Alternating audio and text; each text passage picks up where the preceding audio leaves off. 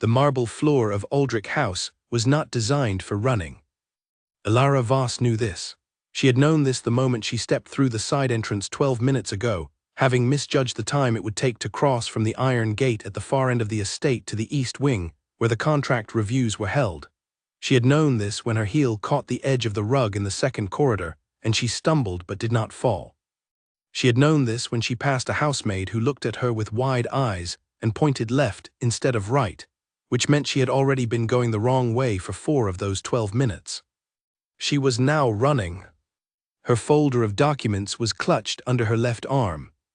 Her coat, the good one, the one her mother had pressed 3 times that morning with the iron that leaked steam from the left side, was buttoned crooked because she had buttoned it in the carriage while the road was rough. She did not have time to fix it. She did not have time for anything. The review window was 15 minutes, and the clock she had passed in the main hall had already told her 11 of those minutes were gone. The Voss family land contract came up for renewal every 4 years. For the last 4 years, since her father passed and left them with his name and his debts and very little else, the contract had been the difference between the house staying and the house going. 12 acres of farmland in the eastern border of the Aldrich estate, not valuable land.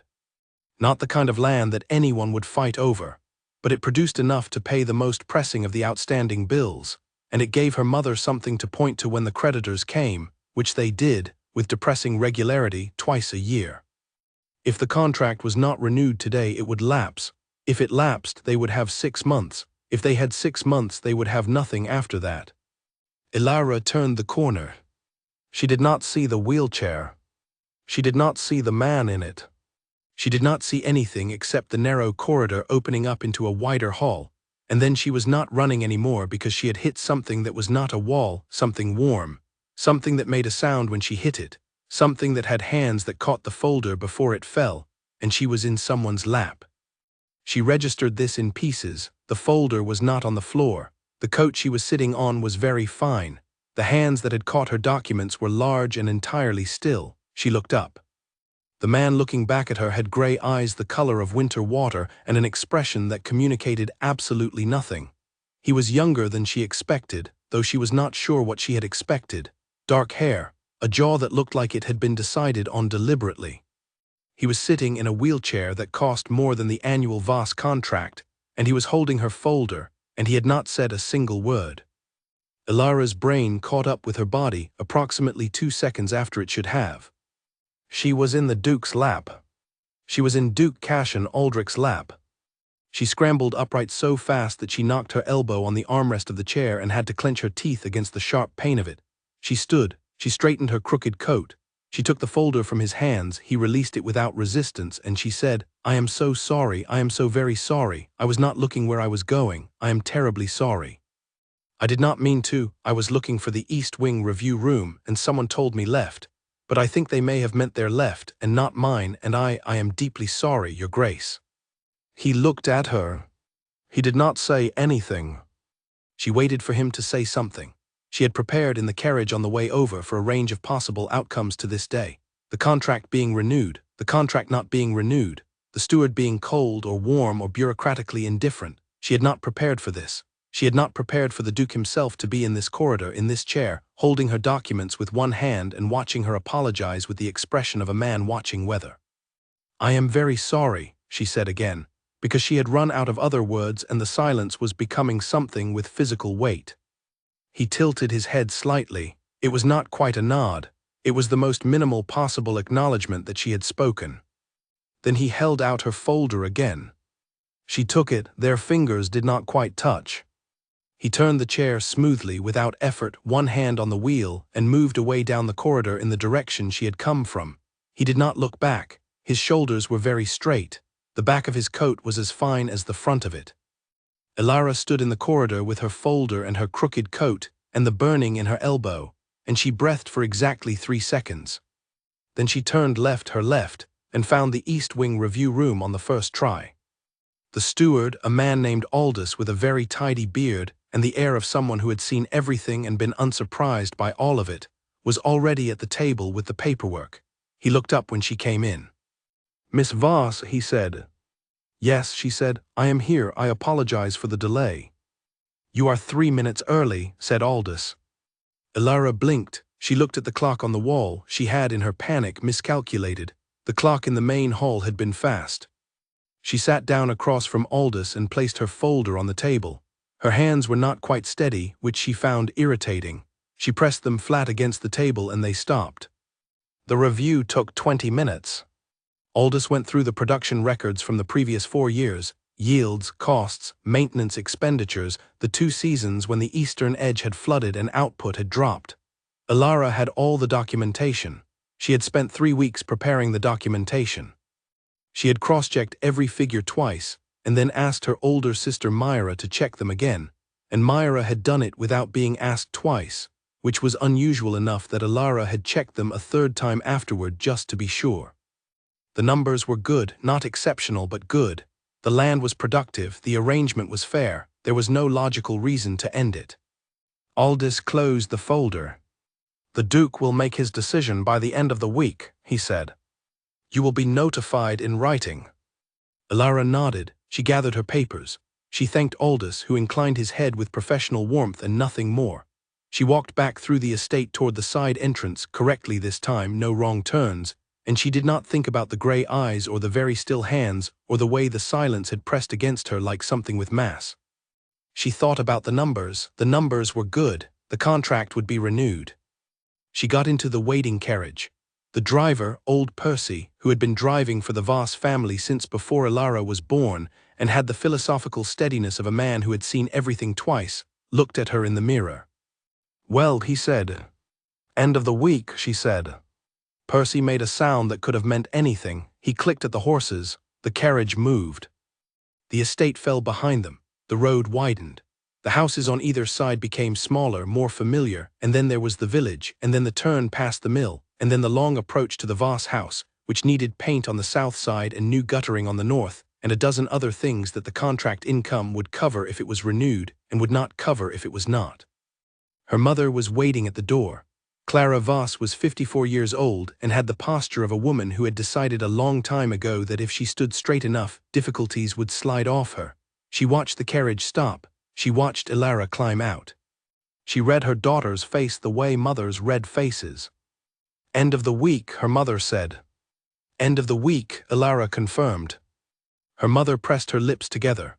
Then she stepped back from the door and Elara went inside, and the house smelled like the stew that had been simmering since morning, and Myra was sitting at the kitchen table with a book she was not reading, and everything was exactly as it always was. That night Elara sat at the small desk in her room with the window open and the cool air coming in, and she tried to work on the household accounts but kept stopping. She kept thinking about the corridor, about running, about the moment of impact and the stillness that followed it, the complete, unshaken stillness of a man who had been sat on unexpectedly and had simply waited to see what happened next. She thought about his hands, the way they had caught her folder without thinking about it, the way they had given it back without making her feel, even for a moment, as though she had done something foolish. He had given her the most dignified possible exit from an undignified situation and had done it without a single word. She also thought about the wheelchair. She had not known, not specifically. People said the Duke had been injured. People said a great many things about the Duke, in the way that people talked about men who were powerful and private, filling in the space where information was absent with invention. She had heard that he had been in an accident. She had heard vaguely that it had been serious. She had not known what serious meant until she saw him in that corridor, and now she knew, and she found that she was not thinking about it the way she had expected she might. She had expected to feel sorry for him. She did not feel sorry for him. She felt something more like respect, which surprised her, because she had not spoken to him for more than 30 seconds, and he had not spoken to her at all. The letter came 4 days later. Elara was in the garden when Percy brought it from the post. She was kneeling in the dirt pulling up the early weeds from around the vegetable beds, which was not something a woman of her station was supposed to do, but the gardener they had kept for 30 years had retired in the spring, and they had not replaced him because of the cost, and the vegetables needed to grow because the vegetables fed them. She read the letter still kneeling. She read it twice. Then she sat back on her heels in the dirt with the letter in her clean hand and the garden dirt on the other one, and she stared at the wall of the house for a moment. The contract had been renewed. For 7 years.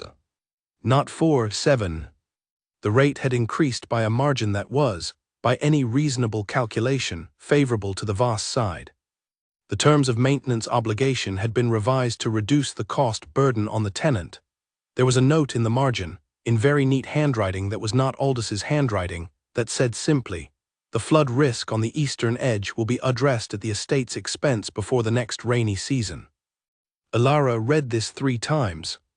She stood up, she went inside, she washed her hands at the kitchen sink, she stood at the sink looking out the small window at the yard while the water ran. 7 years.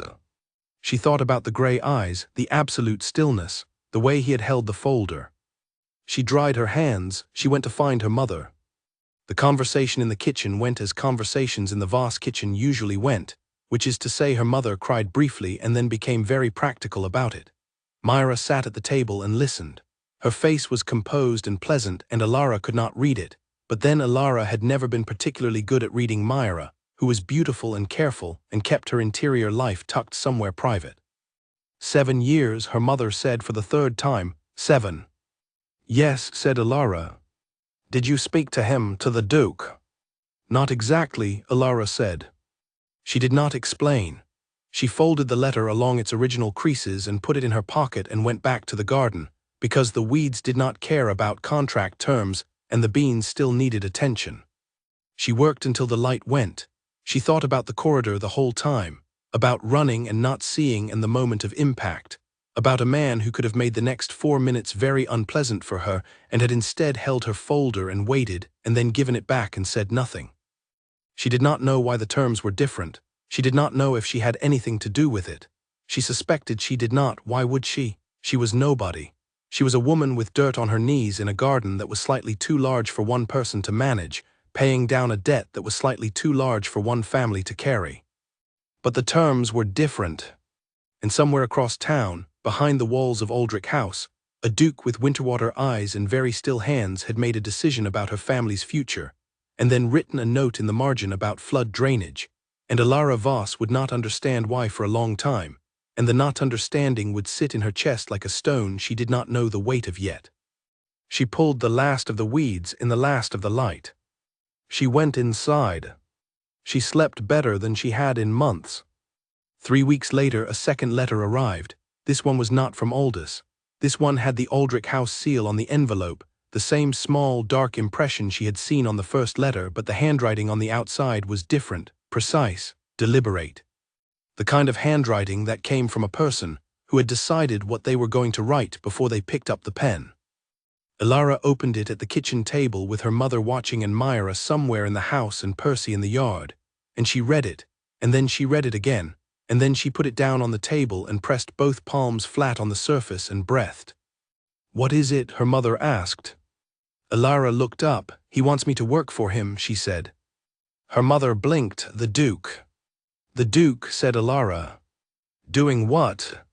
Ilara looked back at the letter. The words were very clear. They were very precise. There was no ambiguity in them at all.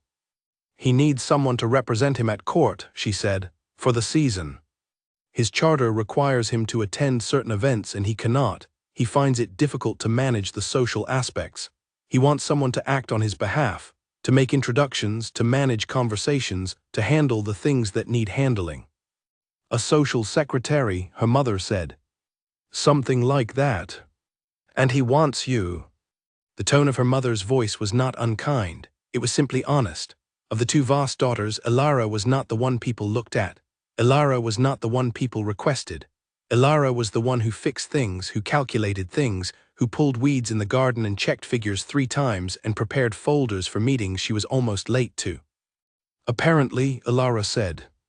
Her mother was quiet for a moment. "The pay." Ilara told her. Her mother stopped being quiet. The number was not outrageous. It was not the kind of number that made sensible people gasp, but it was, for the Voss family at this particular moment, the difference between manageable and not manageable. It was the gutter on the north side and the paint on the south side and the outstanding bill from the doctor who had come in January when her mother's chest had been bad. It was a full year of breathing room. Ilara folded the letter back along its creases. "I'll go," she said. She did not say it because of the money, though the money mattered. She said it because when she thought about the corridor and the gray eyes and the 7-year contract with the flood drainage note in the margin, she felt the weight of the stone in her chest shift slightly, just slightly, in a direction she could not name. She said it because something in her, the part that checked figures 3 times and pulled weeds in fading light, recognized something in him that she could not articulate yet. She said it because when she imagined saying no, the thought sat wrong. So she would go. And she folded the letter, and she put it in her pocket next to the first one. And she went to find Percy to tell him she needed the carriage in the morning. The carriage ride to Aldrich House took 40 minutes, and Alara spent 35 of them looking out the window and 5 of them looking at her hands. She had packed 1 trunk. Her mother had wanted her to take 2. Alara had pointed out that she was going to perform social duties at court events, not relocate permanently, and that a second trunk would communicate a level of presumption she did not intend to project.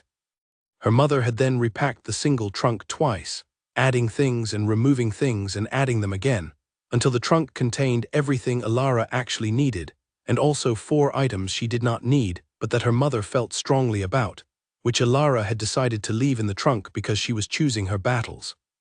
Myra had come to the door when the carriage was loaded. She had looked at the trunk. She had looked at Alara. She had smiled the way she always smiled, which was beautifully and without information. "Right when you get there," Myra said. "Of course," Alara said. "Be careful." "I am always careful." Myra had looked at her for a moment longer than the sentence required. Then she had gone back inside, and Percy had clicked at the horses, and the house had gotten smaller behind them. Now the house was entirely gone, and the road was broader, and the walls of Aldrich Estate were visible in the distance, long and gray and solid, the kind of walls that said very clearly that what was inside them was not an invitation to anyone who had not been specifically asked. Alara had been specifically asked. The gate opened before Percy even pulled the horses to a stop. Someone had been watching. This did not surprise Alara. She filed it away. The main house was larger than she had understood from the outside. The approach was a long straight drive lined with trees that were old enough to have been planted by someone who was not alive anymore, and the house at the end of it was not the kind of house that made people feel comfortable. It was the kind of house that made people feel the specific, acute awareness of how much space they were taking up. Aldous met her at the front entrance. He looked exactly as he had during the contract review, tidy, neutral, professionally warm without being warm in any personal sense. "Miss Voss," he said. "Welcome to Aldrich House. I'll show you to your rooms and then give you a tour of the relevant areas. His Grace will meet with you this afternoon." "Thank you," Alara said. The rooms she had been given were on the 3rd floor of the East Wing, not the staff quarters but not the guest suite either, something in between. The rooms were large and clean and had a window that looked over the kitchen garden, which was well maintained and gave Alara a feeling of unreasonable comfort. She could see where things grew. That was something. She unpacked her trunk herself. Aldous had offered to send a maid, and Alara had declined, because she had been unpacking her own trunk since she was 17, and she did not need a stranger to watch her do it. The tour took an hour. The house was, as the drive had suggested, very large. Aldous showed her the formal rooms, the library, the dining room, the 2 drawing rooms that were used for different purposes she would need to understand, the study where most of the administrative work happened. He showed her the routes between these rooms and the exits and the service corridors and the specific places where the floors had a tendency to be slippery in wet weather. He did not show her the Duke's personal quarters, which were on the 2nd floor, and through a set of double doors that remained firmly closed throughout the tour. "His Grace moves freely throughout the house," Aldous said, at the end of the tour, in the way of a man answering a question he expected her to ask. "He manages the chair with no assistance. He prefers to manage it without assistance. This is not a preference to be tested." "Understood," Alara said. "He communicates for the most part in writing.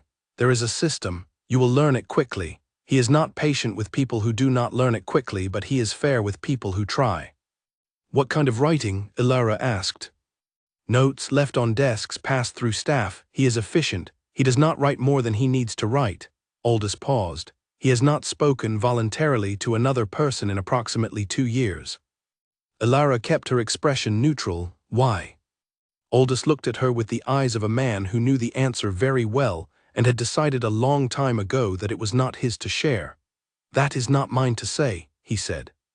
"But I can tell you that it is not a medical condition. He is physically capable of speech. He simply chooses not to use it."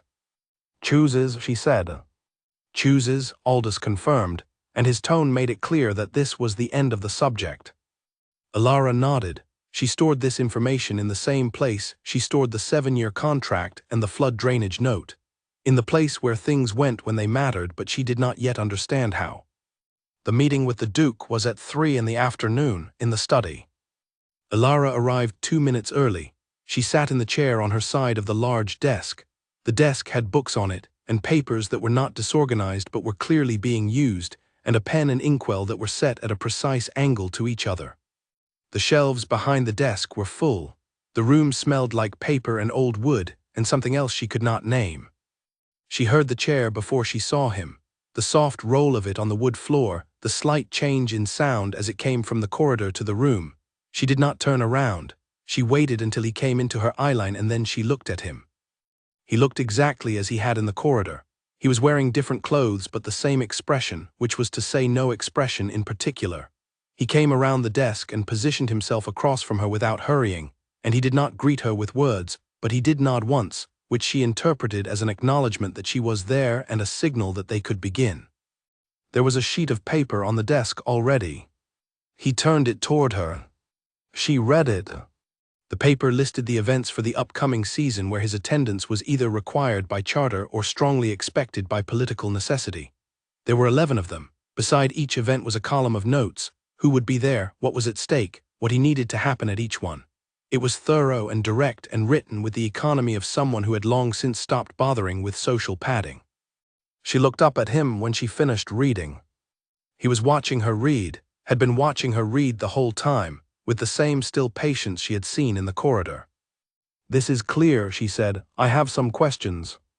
He slid a blank piece of paper across the desk and set the pen beside it.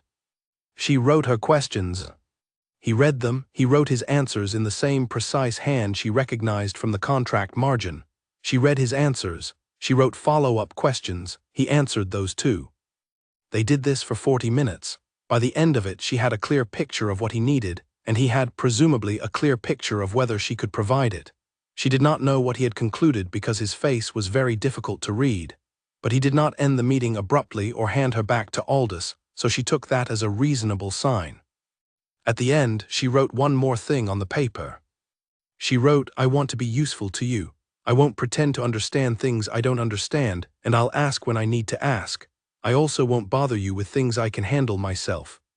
He read this. He looked at her. Then he wrote one word. She turned the paper toward her. The word was good. She allowed herself, for exactly half a second, to feel the satisfaction of that. Then she stood, thanked him, and went back to her rooms to study the list of 11 events. The first 3 weeks at Aldrich House had the quality of learning a new language, not the language of words. Alara was perfectly fluent in words, but the language of the house itself, the rhythm of it. When staff moved where, which rooms were used at what hours, the particular silences and the particular sounds that indicated the Duke was near or not near, working or resting, in a mood for the kind of focused work that produced pages of notes, or in a mood that produced nothing at all and simply sat. She learned to hear the chair. Not consciously, not as a surveillance, but the way a person who lives in a house with old pipes learns to hear the pipes. The chair had a sound on the marble of the main corridor, and a different sound on the wood of the study floor, and a third sound on the rug in the library. By the end of the second week, she could tell where he was in the house from wherever she happened to be in the house, and she did not think of this as strange because it seemed like practical information. She worked in the library in the mornings. He worked in the study. There was a connecting door between them that was always shut but never locked, which she knew because she had checked, not intending to open it, simply cataloging exits the way she cataloged everything. She had a desk in the library. She used it to prepare for the events, reading the social histories and current political situations of the people who would be there, making notes on names and connections, and the small, specific things that tended to matter in rooms where everyone was watching each other. On the 11th day, she left a 1-page summary on his study desk while he was at breakfast. It was a summary of the guest list for the first event, who was connected to whom, who owed whom what, who was likely to approach him, and what they would probably want. She came back to the library and sat at her desk and worked. An hour later, a note came under the library door. She opened it. It said, "The section on Lord Harwick's interest in the Eastern water rights is useful." "How did you know?" She wrote back, slid the paper under the door. "I read the land registry records for the past 10 years. It was a pattern." She went back to her work. A few minutes later, another note. "The records are not publicly available." She paused, then she wrote, "The records room at the town hall is staffed on Tuesdays and Thursdays by a clerk named Jeffrey who was at school with my father. He does not technically make the records available. He does, however, leave the room for approximately 15 minutes when someone brings him a piece of his mother's ginger cake, which I did." She slid this under the door. She waited. The note that came back had no words on it. Just a single small mark that could have been a period or could, if one was paying attention and looking for it, have been the tail end of something almost like a smile. She pressed the paper flat with her palm and put it in the small box she had started keeping in the drawer of her library desk, not for any particular reason, simply because she filed things and this seemed like a thing worth filing. She did not look at it again until much later. But she filed it. The first court event was a formal dinner at the Greystone Hall, which belonged to a family called the Aldermans, who were old money in the way that meant their money was so old it had nearly run out, but they carried it very well regardless. The Aldermans held this dinner every year at the start of the season, and everyone who mattered attended, and a great many people who almost mattered attended also, and the whole thing was a precise and exhausting exercise in everyone trying to determine who had risen and who had fallen since the previous year. Ilara arrived with the Duke. This was, in itself, a statement. He had not attended the Alderman dinner in 3 years. His arrival with a woman no one recognized produced the particular electric silence that spreads through a room when it cannot immediately categorize what it is seeing. Ilara walked beside the chair, not behind it, beside it. This had been, in fact, the first thing she had gotten right without being told. On the day of the first event, when they had come down the main staircase of Aldrich House together, him on the chair lift that served the staircase, her descending the steps, she had fallen into step beside him at the bottom without hesitation or adjustment, and she had seen, in her peripheral vision, the micro-shift in his posture that she had come to recognize as something close to approval. The Alderman dinner was held in a long room with high windows and round tables of 10, and the noise level was what Ilara had expected, which was substantial. She had spent the previous afternoon memorizing names and faces from the social portraits Aldous kept in the library. She had gotten the habit of doing this the same way she had gotten the habit of cross-checking figures. It was simply what a person did when the stakes were real. She moved through the room with the Duke. People came to him. They always came to him. He was the kind of person that rooms organized themselves around especially when he was not visibly inviting it. She managed the approach of each one with the ease of someone who had studied for this specific examination. She knew who to keep talking and who to redirect, who he wanted information from and who he was simply obligated to acknowledge. He watched her do it. Once, between the third and fourth approach, she glanced at him and found him watching her with an expression she had not seen on him before. She could not fully read it. It was not quite the Winterwater stillness. It was something that moved under that stillness like something under ice. She looked away. She went to intercept a man named Gerald Ash who was bearing down on them with the expression of someone who intended to raise the subject of the River Commission, and had been told twice already that this was not the evening for it. She managed Gerald Ash in 4 minutes, which she considered a personal record. Later, in the carriage back to Aldrich House, the Duke passed her a note. She read it in the dim light from the carriage window. It said, "Gerald Ash." How? She wrote back on the reverse. "I told him you had already committed to the River Commission review and that pressing the matter tonight would only embarrass him when the decision came through.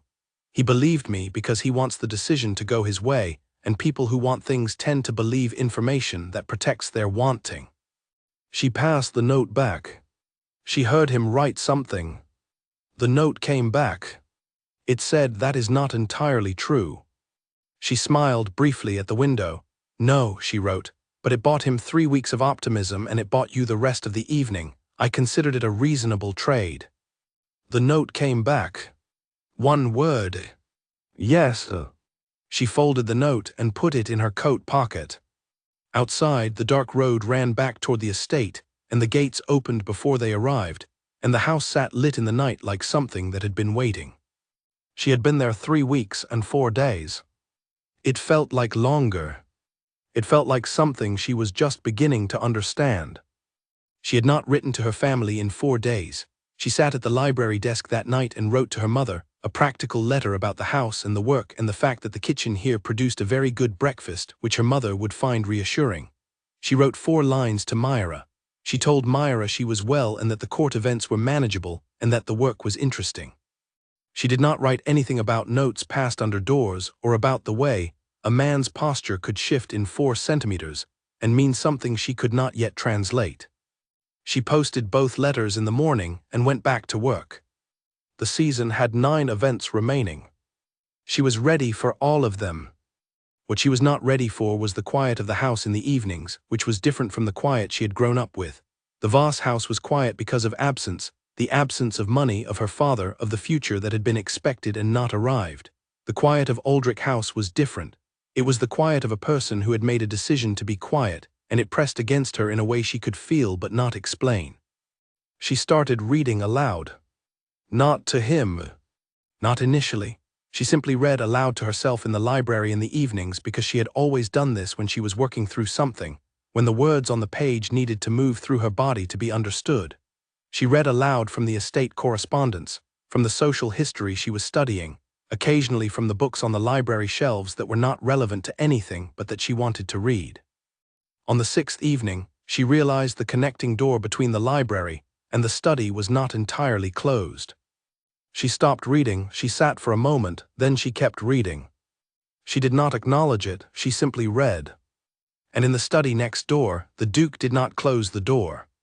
And that was, though neither of them said so, the first thing they agreed on without writing it down.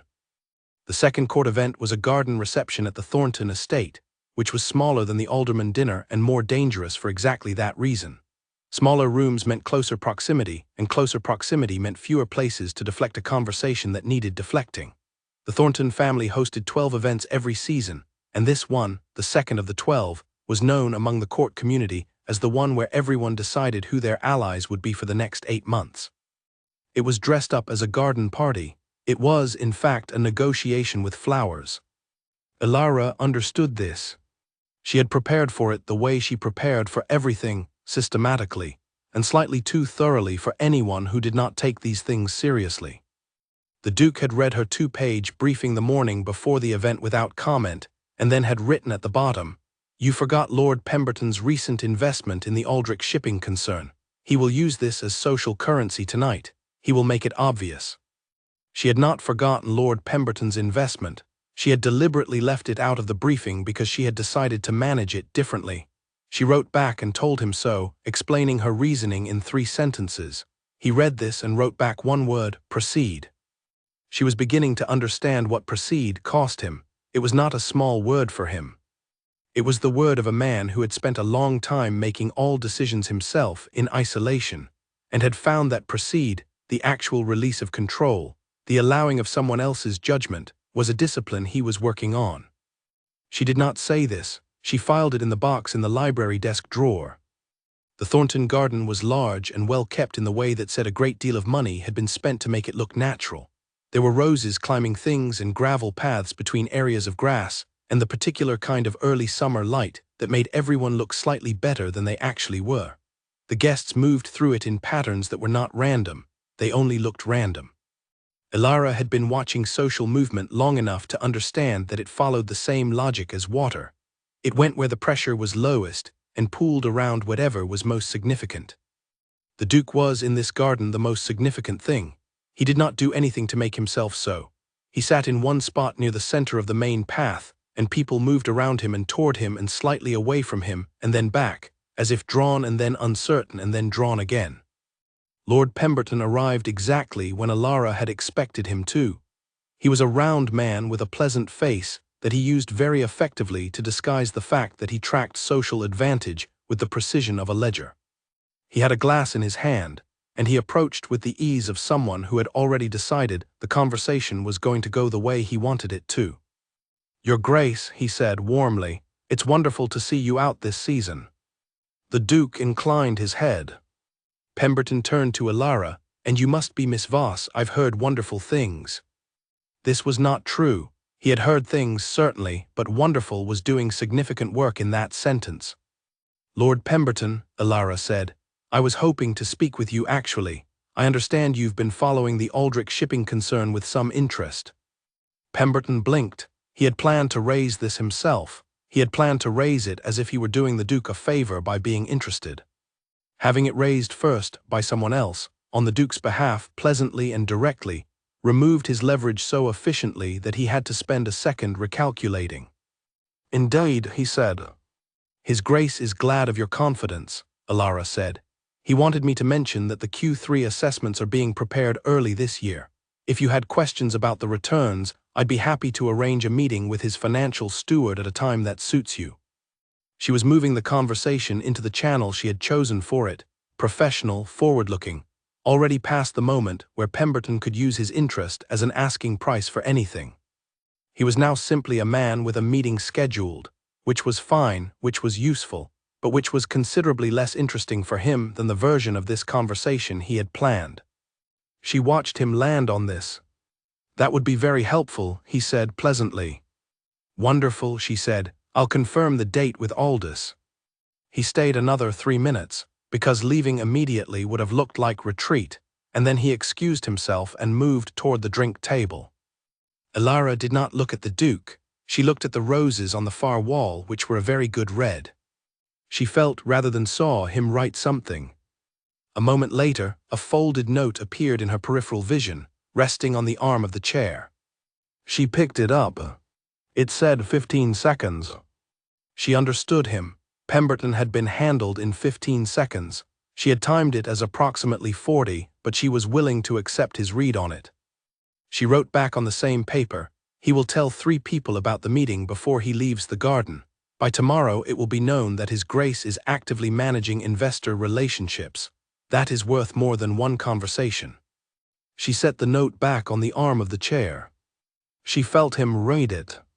No response came, but when she glanced over, the paper was folded very precisely and placed in his breast pocket, which she had noticed was where he kept things he intended to think about later. The season moved through its calendar.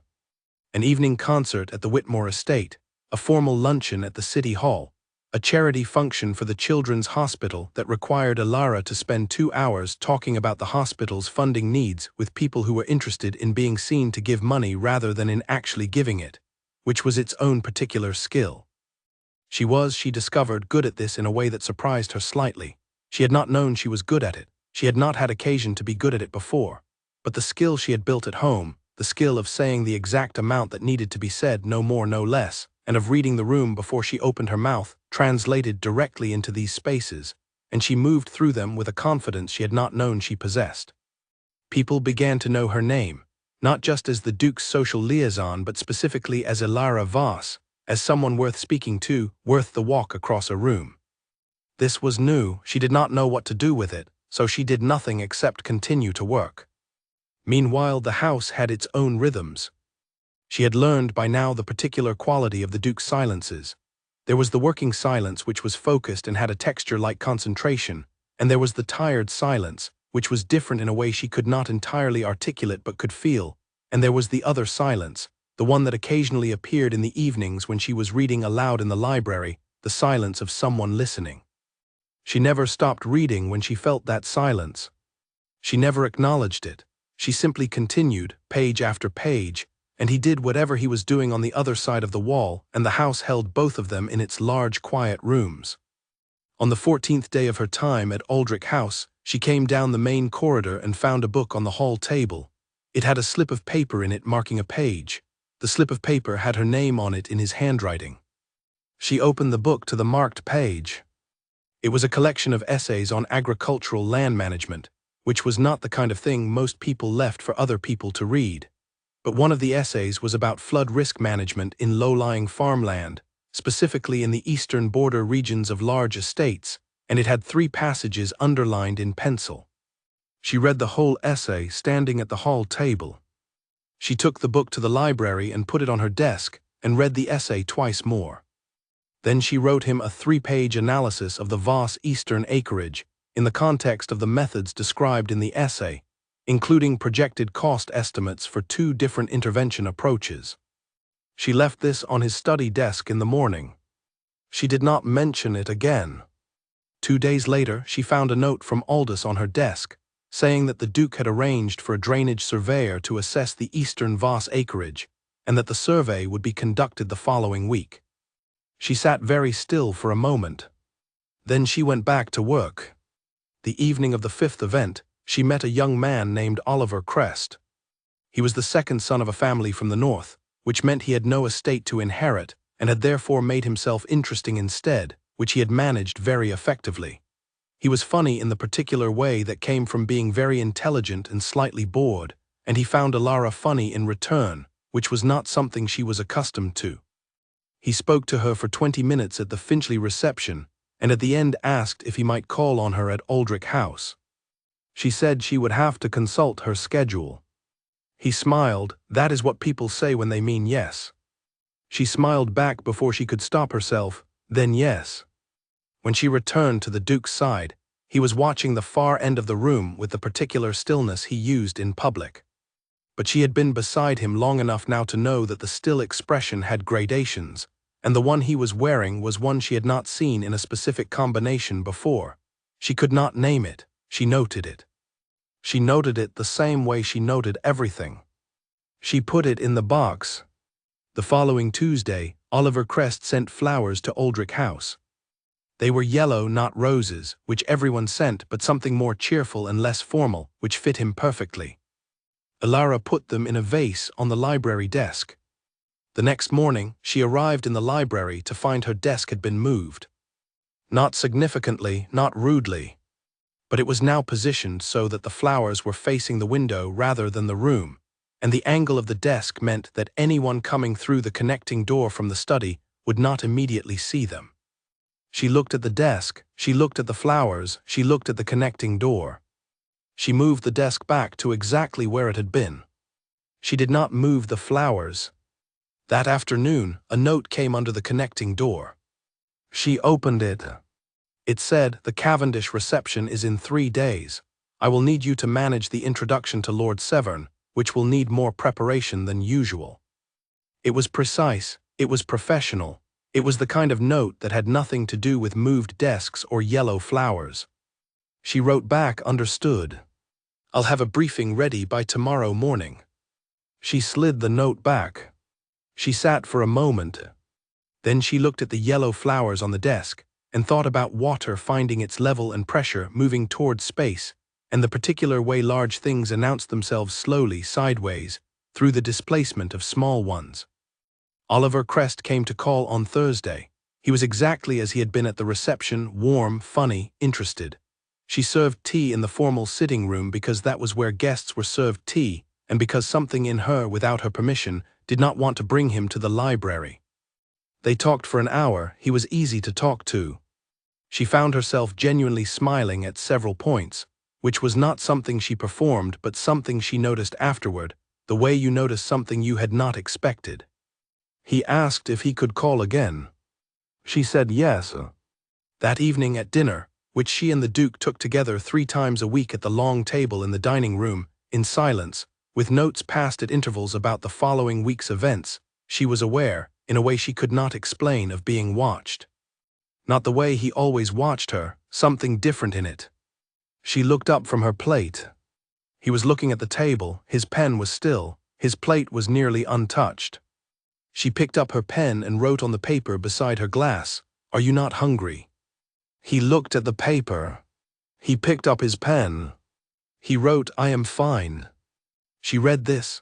She thought about the Voss Eastern acreage and the drainage surveyor and the book on the hall table with her name on a slip of paper. She thought about water finding the lowest pressure. She wrote, "Oliver Crest is a pleasant man." She pushed the paper across. She watched him read it. His jaw was very still, his pen did not move. Then he wrote, "He is the kind of man who sends yellow flowers." She looked at this for a long time. She did not know what it meant. She thought she might know, in the way you think you understand something that you cannot yet fully see. She wrote back, "Is that bad?" He read this, he looked at it. He did not answer. He picked up his fork and began to eat. And Alara, across the long table in the large quiet house, understood for the first time that she was in something she had not walked into. She had run in through the wrong corridor and landed in it, and it had been growing around her ever since, slowly and without permission, like something that knew it did not need to ask. She ate her dinner. She did not look at him again. She thought about the yellow flowers and about very still hands and about a paper slip with her name on it in precise handwriting. She thought about this for the rest of the evening. She thought about it while she read aloud in the library, and the connecting door was not quite closed, and the house held its breath around both of them. Oliver Crest called again on Saturday. Alara had intended to be in the sitting room when he arrived, which was the correct and formal thing. She was, in fact, in the sitting room when he arrived, but she had come from the library corridor, and when she turned the corner to the sitting room entrance, she nearly collided with the Duke, who was coming from the study direction. They stopped. They were close enough that she could see the careful stillness he put on in that instant, the same stillness as the corridor, the same as the first morning in the study, the same as every public moment. She had watched him put it on enough times now that she could see the edges of it, could see that it was something he constructed, not something he simply was. He looked at her. She looked at him. Behind her she could hear Percy showing Oliver Crest to the front sitting room. She could hear Oliver's voice, pleasant and warm, asking about the house. She and the Duke stood in the corridor for 3 seconds without moving. Then she stepped to the side, he moved the chair past her, he went in the direction of the study, he did not look back. She went into the sitting room. Oliver stood when she entered. He had brought books this time, 2 of them, which she thought was a more honest gift than flowers. Flowers were for the impression you wanted to make, books were for what you actually thought about a person. "I thought you might like these," he said. "The one on the left is dull but useful. The one on the right is not useful at all, but it will make you laugh." She looked at them, he was right on both counts. "Thank you," she said, and meant it. They sat and talked for nearly 2 hours. Oliver was good company, genuinely good, not the performed kind. He asked questions and listened to the answers and built on them, which was the difference between someone who was interested and someone who was interesting. At one point he asked, "What is he like, the Duke?" She considered this. "Specific," she said after a moment. Oliver tilted his head. "Specific. He means what he says and he says what he means. There is no gap between the two." "That sounds like a compliment." "It is." Oliver looked at her with the particular attention of someone who was doing math. She picked up the useful but dull book and changed the subject, and he let her change it, which she appreciated. After he left, she stood in the sitting room for a moment. The light through the windows was going golden with late afternoon. The house was very quiet. She picked up both books. She took them to the library and put them on her desk. She looked at them for a moment beside the yellow flowers in the vase. She thought about the word specific. She thought about how she had chosen it, and what it had cost her not to choose something else. She went back to work. She found the record by accident. She had not been looking for it. She had been in the library on a Wednesday afternoon going through the estate's social archive, a collection of bound correspondence and event documentation going back 60 years that Aldous kept in the locked glass case on the far wall, which he had unlocked for her specifically so she could cross-reference old guest lists against the current season's roster. It was dull work. She did not mind dull work. Dull work was the foundation of everything that looked effortless later. The record was in the 3rd volume from the left. It was not misfiled. It was exactly where it should have been in the documentation from 3 years ago in the section covering events and formal notices for that year. It was a single page, official in format, headed with a court seal. She read the first 3 lines. She stopped. She read them again. The document was a formal record of a ducal carriage accident that had occurred in the 3rd week of the autumn, 3 years prior. It recorded the date, the location, the circumstances. It recorded that 2 people had been in the carriage. It recorded that the carriage had gone over on the East Road in poor weather, that it had been found by a passing farmhand approximately 2 hours after the accident, that Duke Cassian Aldrich had been found inside, that he had been conscious but unable to move, and had been transported to Aldrich House, where he had remained under medical care for several weeks. It recorded that his companion in the carriage, a woman named Helena Foss, who had at that time been his formerly betrothed, had been found at the roadside, walking away from the carriage in the direction of the nearest town. She had been uninjured. She had not summoned help. The farmhand who found the Duke had found him because the carriage was visible from the road, not because anyone had raised an alarm. Alara read the document once more, very carefully, to be sure she had understood it correctly. She had understood it correctly. She closed the volume. She sat very still at the library table for a long moment, looking at the closed cover of the book. She thought about 2 years of chosen silence, about a man who had stopped speaking voluntarily, who moved through his own house like a person who had decided that the walls were better company than most things that could talk. She thought about the accident, about the East Road in autumn weather, about 2 hours alone in a carriage that had gone over. She thought about what it meant to have the person who was supposed to stay choose to walk away instead. She put the volume back. She put it back in exactly the position she had found it, exactly the angle, exactly the distance from the volume beside it. She closed the glass case. She went back to the desk and sat down and opened the current guest list and began to work. She did not think about it again that afternoon. Or she thought about other things so deliberately and so thoroughly that there was no room for it, which amounted to the same thing. That evening was a dinner night. 3 times a week, the dining room, the long table, the notes passed at intervals. She came down at exactly the time she always came down. He was already there, as he always was. She sat in her usual chair across the width of the table. The first course arrived. She looked at her soup. She thought about 2 hours on the East Road. She picked up her spoon. She said nothing. He said nothing. Between them, the silence had a texture she had not felt in it before, not from her side. She had always found the silence of dinner manageable, professionally structured, the silence of 2 people doing parallel work. This evening it pressed against her from the inside. She could feel what she knew sitting in her chest like something with weight. She did not look at him. He was looking at her. She knew he was looking at her. In the way she always knew when his attention was directed her way, something in the quality of the room changed, or she changed in it. She had never been entirely sure which. She kept her eyes on her plate and ate and did not say the thing she wanted to say, which was, "I understand now. I understand what the silence costs." She could not say this. She could not say it because he had not told her. He had not opened the glass case. He had not left that volume out. She had found it by the ordinary mechanical accident of searching for something else, and it was not hers to name back at him. She picked up her pen instead and wrote on the side of the paper that was already in front of her, "The Cavendish event. I've been thinking about the introduction to Lord Severn. His second son recently finished at university. It might be worth mentioning His Grace's connection to the engineering faculty there. It would be neutral ground." She pushed the paper across. He read it.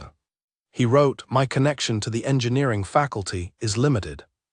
She wrote, "I know, but Severn doesn't know what limited means. He knows that you know the faculty, which is different. He will fill in the rest himself." He read this. She watched the pen in his hand. He wrote, "You do this often. Give people a thread and let them weave the rest." She looked at this.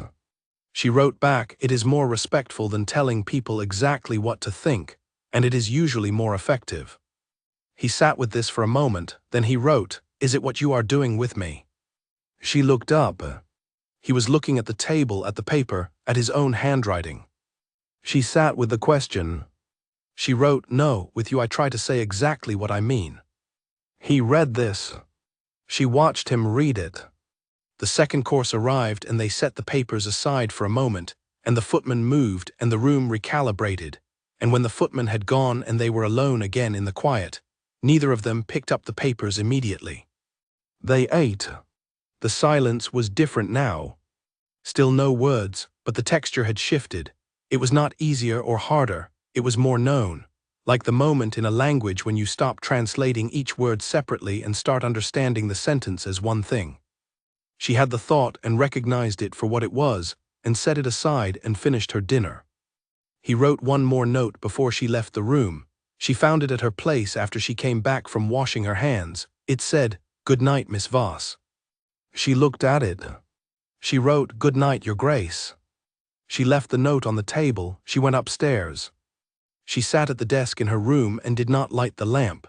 She sat in the dark for a while, which she rarely did, because she was not the kind of person who sat in the dark. She was the kind of person who lit the lamp and got on with things. But tonight she sat without the lamp and thought about the East Road and 2 hours and a woman walking in the wrong direction. She thought about what stays. She thought about what leaves. She thought about the fact that she was still here, in this room, in this house, and that it had not once occurred to her to be anywhere else. She lit the lamp. She opened the ledger of household accounts she had been updating for her own records, and she worked until midnight, which was later than usual, and her handwriting at the end of it was very precise, which was what her handwriting did when she was using it to keep herself in the room. The week moved forward. Oliver Crest sent a note asking if she would be attending the Whitfield Musicale, and if so, whether he might meet her there. She wrote back that yes, she would attend. She wrote back yes on a practical level because the musicale was on the event list and she had to attend. She wrote back yes on the other level too, the one she was being less practical about, because Oliver was pleasant and his company was real, and sometimes real company was what a person needed to stay grounded when the house they lived in was full of things they did not have words for. The musicale was held at the Whitfield Town House on a Thursday evening. It was not large, 40 guests, a string quartet, a soprano whose voice was genuinely remarkable and made Alara think of doors opening in rooms she hadn't known were closed. Oliver found her almost immediately. He was in good spirits and told her so because he was that kind of person, the kind who said directly how he was rather than waiting to be asked. She liked this about him. It made everything simpler. They sat together for the performance. The soprano sang for 40 minutes and the room was very still during all of it, which was the sign of something genuinely beautiful, when people forgot to look around the room and look at each other. Alara was still too. But she was aware, in the way she was always aware of it now, of where Cashin was in the room. He was on the left side near the windows, positioned where he could see most of the room without his back to a wall. He was not watching the soprano.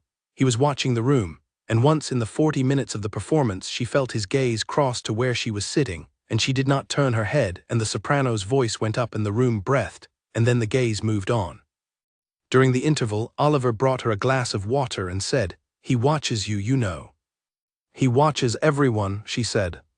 "He does," Oliver agreed pleasantly, "but the quality of it is different when it's you." She looked at Oliver. Oliver looked back at her with the expression of a man who was too smart to be resentful about something, and was choosing to be graceful about it instead. "I think," Oliver said carefully, "that I have misjudged the situation slightly." "Oliver," she began. "Please don't apologize," he said. "There is nothing to apologize for, and I don't think you were pretending, which matters to me. I think you genuinely did not know." She looked at her water glass. She said, "I still don't know." "I think that is also true," he said kindly, "but I think you will, and I think when you do, you will understand why I am stepping back now rather than later." She looked at him. He was, she thought, one of the genuinely good ones, the ones who had the clarity to see something and the character to respond to it well. "Thank you," she said, and meant it in the largest possible sense. He smiled. "Keep the books," he said. "I picked them for you specifically." The second half of the performance began. They sat side by side and listened, and it was comfortable and kind and slightly sad in the way that things ending gracefully are always slightly sad. She did not look at the left side of the room. She felt it the whole time, like a direction. On the way home in the carriage with the Duke she did not initiate a note. Neither did he. The carriage moved through the dark and the city gave way to road and road gave way to the gate and the gate opened and the house came up in the darkness, lit from inside. She got out of the carriage and went upstairs. She did not look back at the carriage. She sat at her desk and opened the ledger. She thought, "I still don't know." And then she thought, "That is not entirely true." and then she closed the ledger without writing anything, which was, for her, the most telling thing she had done in weeks. She woke at 5 in the morning, which she rarely did, and lay in the dark looking at the ceiling. The ceiling of her room at Aldrich House was high and plastered white, and had a small plaster rosette in the center from which a chandelier hung. She had looked at it on the first night and thought it was too much. She no longer thought it was too much. She had stopped noticing the house, she realized. She had stopped categorizing it as large or expensive or impressive. It had become simply where she was. The places she knew, the library desk, the dining table, the route from the east wing stairs to the study corridor. The particular sound of the wheel on different floors, the weight of a note passed across a desk. She sat up. She pulled her knees to her chest and sat with her back against the headboard and thought about what Oliver had said, about watching and the quality of it, about stepping back now rather than later, about the precise and graceful kindness of a person who could see more clearly than the person in the middle of the thing. She thought, I still don't know. And the ceiling said nothing back. But the honest part of her, the part that checked figures 3 times and could not be satisfied with imprecise numbers, said, that is a coward's answer. You know a great deal, you simply have not named it yet. She got up, she dressed. She went down to the library before anyone else was in the corridor. She sat at her desk in the early morning and opened the box in the drawer. She took out the papers she had saved, the notes, the margin mark that might have been the tail of a smile, the various small pieces of precise handwriting that had been passing between rooms for weeks now. She spread them out on the desk and looked at them. They were, taken together, a record of 2 people learning a language they had not known existed before they met. She put them back in the box. She closed the drawer. She opened the estate correspondence file and began to work, and by the time the house woke around her and the smell of breakfast came up from the kitchen, she had been working for 2 hours and had not thought of anything else, which was the best she could do for now. But the box was in the drawer, and the papers were in the box, and they were not going anywhere, and neither was she. The morning light came through the window and caught the yellow flowers on the desk, which were beginning to lose their color now, fading from bright to soft, and she looked at them for a moment and thought that even fading they were still honest. She turned back to the file. She worked. 3 days later she found something else that she had not been looking for. Not a document this time, a person. She had gone to the village nearest to the estate to collect a specific book that had been ordered from the small shop there, a volume on estate drainage that she had requested because the surveyor's report on the Voss Eastern acreage had come in, and she wanted to cross-reference it against the methods described. She went herself because she liked the walk, and because the morning was good for it, clear and cool, the kind of morning that made the world feel like it had decided to be reasonable for a day. The bookshop was small and smelled the way she liked bookshops to smell, and the owner, a woman named Mrs. Deely who was about 70 and had known everything about everyone for decades, had the book ready. While Ilara was paying, Mrs. Deely looked at her with the steady look of someone deciding whether to say something. She said it. You're from Aldrich House, she said. I am, Ilara confirmed. I thought so. Mrs. Deely wrapped the book in paper. His Grace, how is he? The question was asked plainly, without the complicated appetite that people at court events had when they asked about him. This was a different question. This was the question of someone who knew him in a prior way, a smaller and more specific way. He is well, Ilara said. Mrs. Deely nodded. He used to come in before the accident, not often but sometimes. He liked the section on natural history. She tied the twine around the parcel. He always paid cash and he never wanted to make conversation, and he didn't hold it against you if you didn't make conversation either. Some people are like that, the good ones mostly. Ilara took the parcel. She felt the weight of it in her hands. He still doesn't make conversation much, she said. No, said Mrs. Deely without surprise. I heard, the woman was from a good family, made a good show of caring. Some people are very good at the show. She pushed her glasses up. None of my business. I just thought whoever is with him now, they ought to know he's not a difficult man, he's a careful one. There's a difference. Ilara stood at the counter with her parcel. I know the difference, she said. Mrs. Deely looked at her. Yes, she said. I think you might. Ilara walked back to Aldrich House in the good clear morning with her book under her arm. She thought about careful and difficult. She thought about the difference. She thought, I know you. I did not plan to know you. I did not come here to know you. I came here for 7 acres and a renewed contract and a year of breathing room, and I have ended up knowing you in a way I don't have a map for. The house came into view through the trees. The gate opened before she reached it. Someone had been watching. She went in. Myra arrived on a Tuesday without warning. Not to Aldrich House, Myra would not have done that. She arrived in the city, at the townhouse of a woman called Lady Agnes Forsyth, who was a distant connection of the Voss family, and who held a small salon every Tuesday for people who liked to be seen gathering to discuss interesting things without actually discussing them. Ilara found out about it from Aldous, who had a reliable network of information he never quite explained, who mentioned it over breakfast in the way he mentioned things that were relevant to the Duke's interests. Your sister, he said, has arrived in the city. Ilara put down her cup. For the season. It would appear so. She thought about this for a moment. It was not impossible. Myra was 26 and beautiful, and the social calculations of a family in their position were not simple.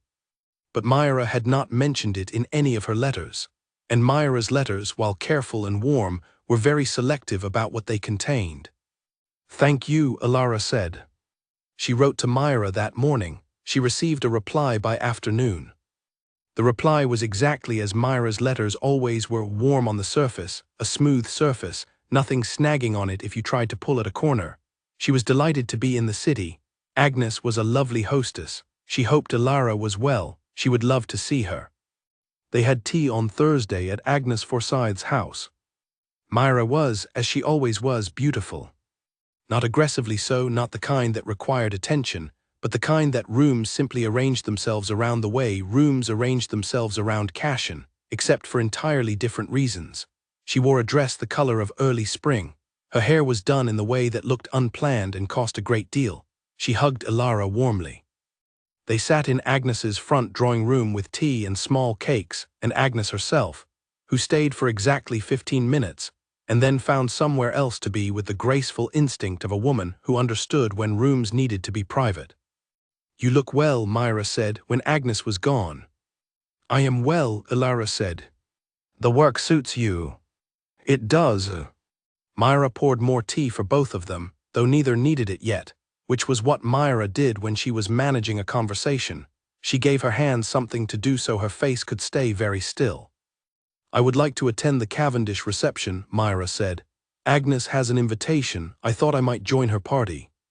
Ilara set down her cup. The Cavendish reception was the 7th event of the season on her list. It was also the one she had been spending the most preparation time on, because the Cavendish family had a direct interest in the Aldrich estate's northern timber rights, and the Duke's position on that interest was both valuable and required careful management. It was the event she needed to go exactly as planned. Of course, Ilara said. Myra looked at her. She had their mother's eyes, gray, clear, precise. They were the same eyes Ilara had, but they communicated different things. I thought it would be nice, Myra said, to meet him. The him sat in the room. He doesn't do a great deal of mating, Ilara said carefully. At the events he tends to hold a position and I manage the approaches. I'm sure you've become very good at that, Myra said pleasantly. They finished tea. They talked about their mother who was well, whose chest had been good this winter, who had started talking about the kitchen garden in a way that suggested she was thinking about growing things again, which Ilara took as a good sign. They talked about the estate and the drainage survey and the surveyor's report, which had been promising. They did not talk about the Duke again. On the way back to Aldrich House in the carriage, Ilara looked out the window and thought about Myra's face across the tea table. The particular quality of Myra's attention, which was like a lamp turned on something from the outside, warm on the surface, no heat getting in. She thought about what their mother had always said, which was that Myra was the practical one and Ilara was the determined one, which Ilara had always interpreted as a comment on Myra's beauty and its uses. She was no longer sure that was the whole of it. She arrived at Aldrich House and went to the study. She knocked on the study door, which she rarely did. She usually came in at designated times or waited to be summoned. The knock surprised her as much as it surprised him, if his expression when he looked up was anything to read from. She sat down across from him. She picked up the pen. She wrote, "My sister has come to the city. She wants to attend the Cavendish reception. I wanted you to know in advance." He read this. He picked up his pen. He wrote, "Why?" She looked at the word. It was a good question. She had knocked on the door because she wanted to tell him, not because protocol required it. She was not sure how to write that. She wrote, "So you are not surprised." He read this. He set down the pen. He looked at the desk for a moment, not at her, at the surface of the desk. Then he picked up the pen again. He wrote, "What does she want?" Elara looked at the question. It was more specific than she had expected. It assumed intent rather than innocence, which was interesting. She wrote, "Honestly, I am not sure."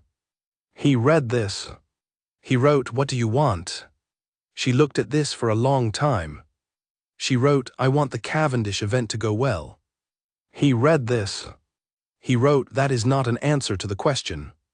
She looked at his handwriting, precise, certain, the handwriting of a man who had been sitting across a desk from her for weeks and had learned when she was not saying the thing she meant. She wrote, "I know."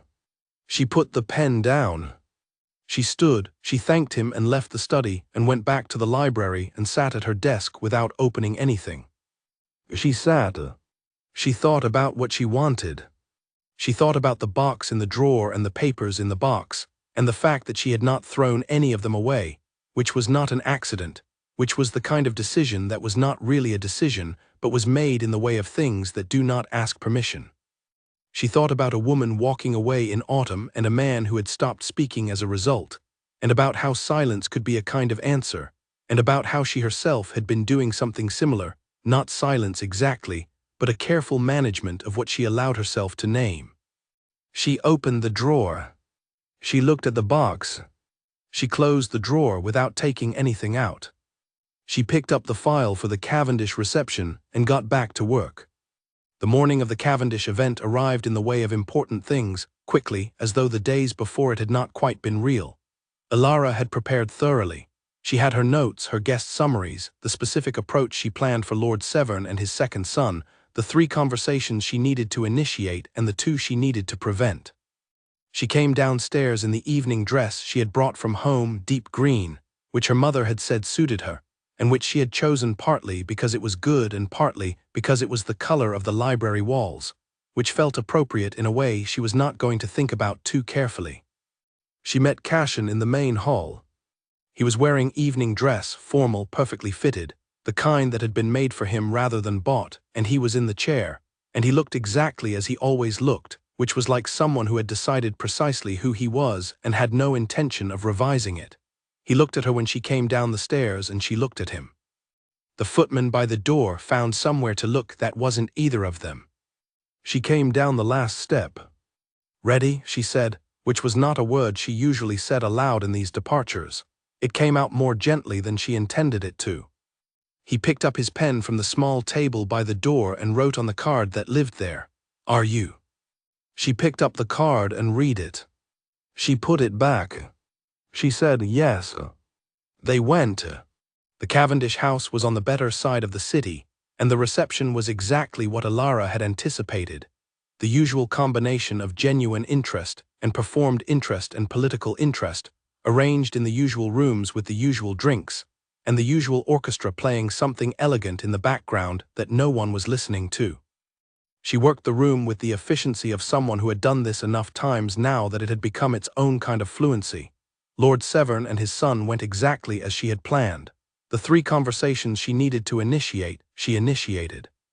The 2 she needed to prevent, she prevented, though the second one required a brief, creative detour involving the orchestra and the question of whether the lead violin was a Stradivari, which it was not, but which kept one particular person very occupied for 7 minutes. And then she looked up from that conversation, across the room, and saw Myra. Myra was standing near the south windows with Agnes Forsyth and 2 other women, and she was doing the thing she was extremely good at doing, which was existing in a room in the way that made the room's attention settle on her like light, finding the highest point. She was also, at the moment Elara looked, turning toward the center of the room where Cashin sat. Elara watched her sister's face as Myra found him. It was a professional observation, the observation of someone who had spent months watching faces in these rooms, and what she saw was something she had not expected to see. Not calculation, not scheming, something much more human than that and much harder to address. Myra wanted something. Not from him specifically, not from the title or the estate, though those would be useful. She wanted the thing that Alara had been spending all these weeks standing beside and not naming. She could see it in her sister's face the way you could see the shape of water from above a deep place, through the surface, clearly if you knew what you were looking at. Alara turned back to the conversation she was in. Her voice did not change, her posture did not change. She finished the conversation and moved to the next one, and when she came back to Cashin's position 30 minutes later, she was exactly as she always was, steady, clear-eyed, doing the job. He passed her a note. She read it. It said, "Your sister has been watching me for 9 minutes." She looked up at him. His face was exactly the Winterwater stillness. She wrote, "I know." He wrote, "What do you want me to do?" She thought about this. She thought about it with honesty, the way she thought about things when it mattered. She wrote, "Nothing, I will manage it." He read this. He looked at her for a moment. He wrote, "I know you will, that is not what I asked." She held the paper. She thought, "I know what you asked. I know exactly what you asked. I am not answering it right now because this room is full of people, and I cannot afford to answer it right now, and also because when I answer it, I would like it to mean something specific, and I am not ready to be that specific yet." She put the paper down. She looked at the room. She said quietly enough that only he could hear, "Later." He was still. She turned back to the room. She did not look at Myra for the rest of the evening. She felt Myra look at her once near the end, with the look of someone who has seen the thing they thought they might see and is adjusting themselves to it. On the way home there were no notes. The carriage was quiet. The road moved under them and the city gave way and the gate opened and the house came up, lit from inside, and she got out of the carriage and went upstairs.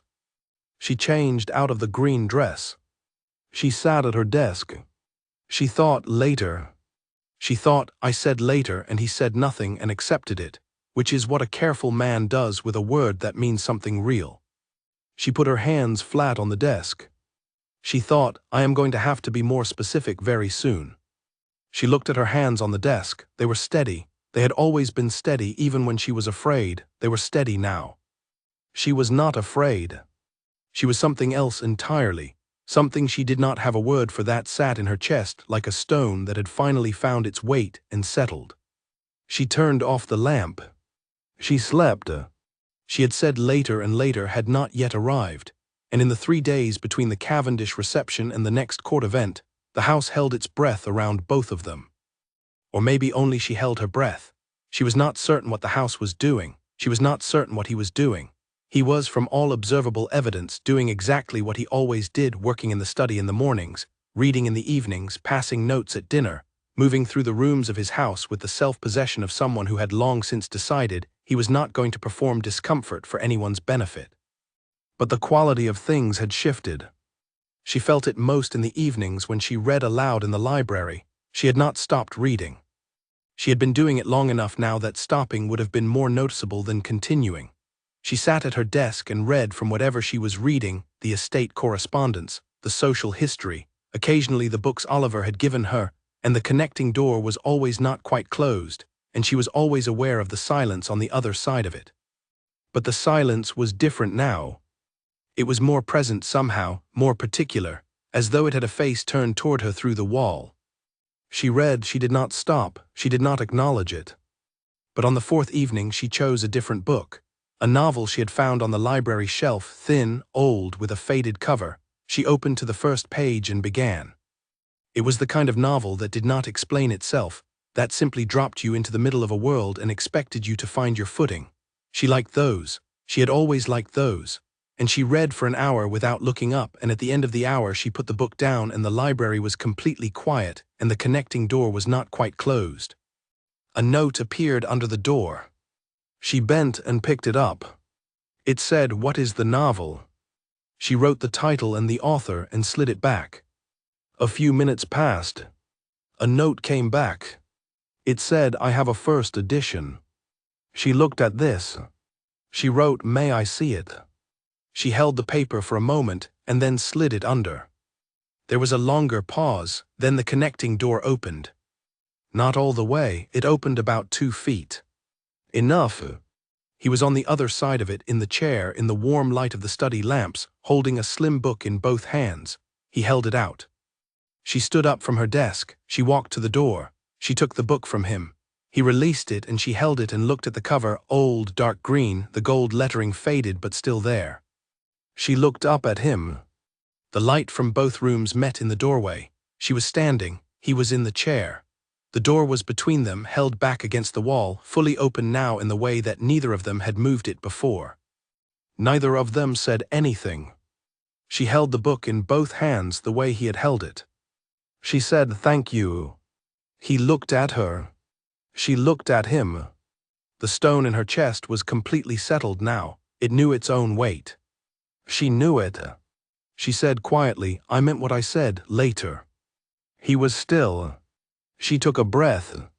She said, "I just need to know if you are willing to wait." He said nothing. He did not write anything. He looked at her for a long moment with the Winterwater eyes that she had looked at across desks and tables and carriages for months now. The eyes she had learned to read in the way she had learned the house, not by being told, but by paying attention until the language became clear. He reached out and touched the edge of the doorframe. Not her, the doorframe. 2 fingers briefly pressed against the wood. She understood this. He was not going anywhere. She nodded. She stepped back. She went back to her desk. She opened the first edition to the first page. She read, and the door between them stayed open for the rest of the evening, wide open, for the first time since she had come to this house, and neither of them said another word, and it was the loudest thing that had happened in months. The morning after the door stayed open, nothing looked different. This was what she noticed first, walking down to the library in the early light. The corridor was the same corridor. The library was the same library. Her desk was in the same position. The connecting door was closed again, the way it always was in the morning, the thin gap of not quite closed at the bottom the same as every other morning. But something in the house felt different in the particular way that rooms feel different after an important conversation. Not changed in any visible sense, but like the air had been rearranged. She made tea from the small service Aldous had set up in the library alcove for her weeks ago without being asked, because Aldous noticed things and responded to them without ceremony, which was one of his best qualities. She sat at her desk with the tea and the current preparation work for the remaining events, and she worked. The note came at 9. Under the door, the familiar fold and slide of it. She picked it up. It said, "Are you well?" She looked at this. It was not a typical morning note. The typical morning note was logistical, a question about schedule, a response to something she had left for him, a clarification. This was different. This was not about the work. She wrote, "Yes, are you?" She slid it back. His response came in less than a minute. "Yes." She put this note in the box in the drawer, which by now was full enough that she had to press it shut. The day was a working day, no events, and she fell into the rhythm of it, a preparation for the remaining events, correspondence with Aldous about the estate logistics, a long letter she wrote to her mother with actual information in it, rather than just the reassuring surface layer she had been sending. She wrote to her mother about the house and about the work and about the season, and she almost wrote more than that, and then decided that was not for letters, and folded and sealed it. At lunch she ate in the library as she usually did, and at some point in the afternoon she looked up from her papers and realized she could hear him moving in the study, the chair on the floor, the specific cadence of it, and that she had been tracking this sound without thinking about it all day, the way she had tracked it since the first week, because knowing where he was in the house had become as natural as knowing where the exits were. She thought about that. She thought this is what it is to know someone, not the version of knowing that comes from being told things, the other kind. The kind built from sound and paper and the angle of posture and the specific way a man's handwriting changes when he is tired. At dinner he was at the table before her, which was unusual. He was usually there at exactly the right time as she was, both of them equally precise about it. She came in and found him sitting with a glass of water and the look of someone who had decided to be somewhere early. She sat down. She looked at the paper that was already placed at her setting. He had written on it already. She read it. It said, "I want to show you something after dinner, if you are willing." She looked up at him. He was looking at the table. She wrote, "Yes." They ate dinner. It was the quietest dinner they had shared, which was saying something given the general quietness of their dinners. But it was a different quiet this time, not the managed quiet of two people being professional with each other, but the quiet of two people who had too much to say and had not yet decided how to begin. After dinner, he moved toward the far end of the house, through a corridor she had not been through before. She followed. He stopped at a door. He opened it. Inside was a room she had not been shown on the tour. It was a medium-sized room at the back of the house, looking over the grounds, and it was full of things that told a story she had not been told. Sketches on a board, engineering sketches, detailed and precise. A drafting table, different from his study desk, wider and lower. Books she recognized from specific corners of the library arranged here in a different order, and on the table, spread flat and weighted at the corners, the most detailed hand-drawn map she had ever seen. She walked to the table. She bent over the map. It was the estate, all of it, including the sections she knew and the sections she had never seen, and the village boundary and the east road and the far northwestern edge where the timber was, and it was drawn in a hand she recognized. His hand. The whole map, every line, every measurement notation, every topographical annotation, his handwriting, his precision. She looked at it for a long moment, then she straightened and looked at him. He was watching her look at the map. She said, not thinking about it before she said it, "How long did this take you?" He picked up a piece of chalk from the tray by the drafting table. He wrote on the small board above it, "The first version took 3 years, I am on the 4th. She looked at the map again. She thought about 3 years, about the accident and the recovery and the silence and the studying of his own land from a room like this, in detail, in a level of precision that most landowners never came close to. She thought about what you did with your mind when you could not do other things, when the world had taken a particular shape and you were working out how to be in it. She said, "It is extraordinary." He wrote, "It is useful. That is more important." She looked at him, she said, "Things can be both." He was still, then something in him shifted in the way she had learned to see, not the managed stillness, but the thing under it. He wrote, "No one has been in this room." She understood the weight of this. She said, "Thank you for showing me." He looked at her for a moment. He reached for the chalk again. He wrote, "The flooding issue on the Voss Eastern acreage is on the 3rd panel." She turned to the section of the map he pointed to. He was right, there it was, marked with care, with notations about water table elevation and soil absorption rates and proposed drainage channels. He had mapped her family's land with the same precision as his own, not just the drainage survey he had arranged.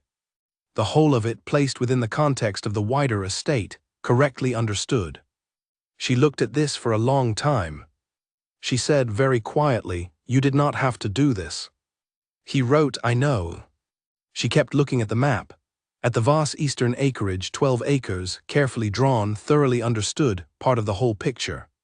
She said, "May I come back to look at this again?" He wrote, "Whenever you like." She looked at the word, "whenever," and thought about the door that had stayed open and the first edition given through it, and a man's fingers on a doorframe that was a kind of staying. She said, "I am going to have to write to my mother about the drainage channels." He wrote, "Tell her the timeline for the work. The engineers will begin before the rainy season."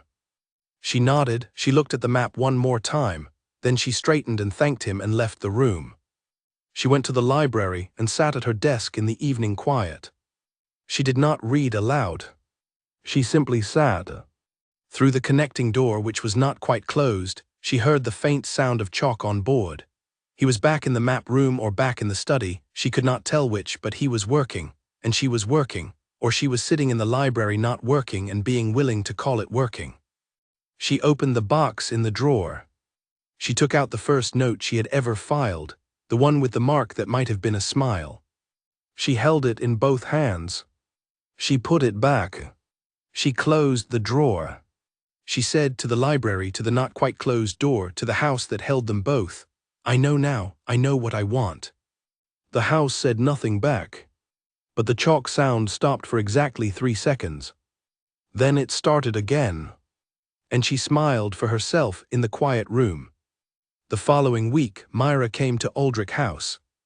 This had not been invited precisely, but Myra had arranged, through Agnes Forsyth, an introduction to Aldous about a charitable event that the Forsyth women were organizing, and that required, in some capacity, the Aldrich estate's involvement.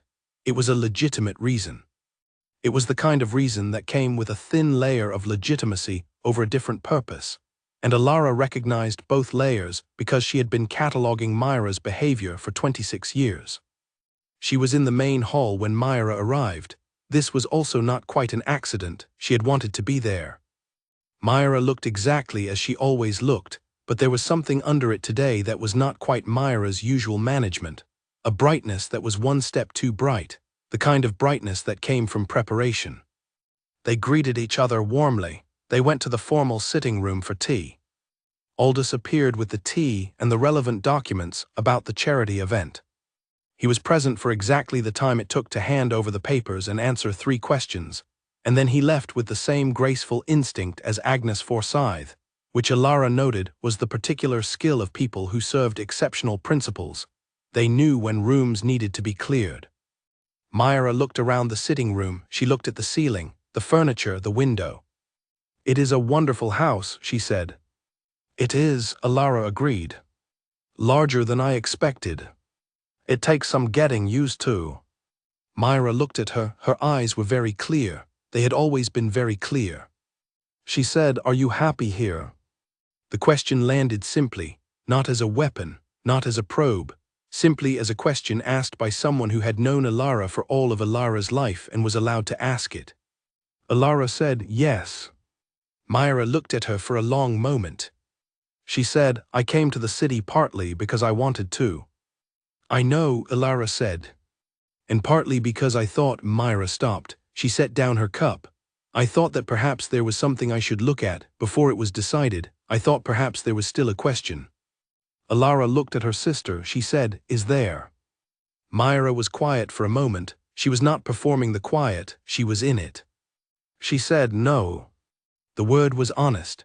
The word was Myra at her most specific, which was also Myra at her most painful to watch, because Myra at her most specific was always the proof that what she kept behind the smooth surface was real. Alara said gently, Myra. Please don't, Myra said. I don't need, I am fine. I wanted to see, I saw. She picked up her cup. You are my sister and I love you, and I came partly to be sure he was worth it, because you are worth more than most people see, and I wanted to be sure. Alara looked at her hands on the table. She said, And?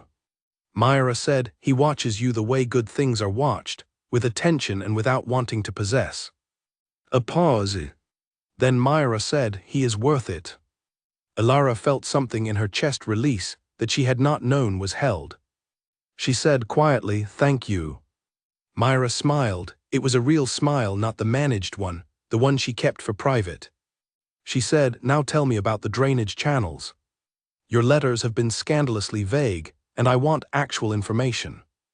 And Alara laughed, which was also real, and poured more tea, and for the next hour they sat in the formal sitting room of a house that was not theirs, and talked the way they had not talked since they were girls, before things became complicated and careful, back when talking was simply talking. It was the best hour Alara had spent in months. When Myra left, she stood at the door of Aldrich House and watched the carriage go, and she felt the stone in her chest, which was not a stone anymore, she realized. It had changed shape. It was something warm now, something with a direction. She went back inside. She went to the library. She opened the drawer. She did not open the box. She already knew what was in it.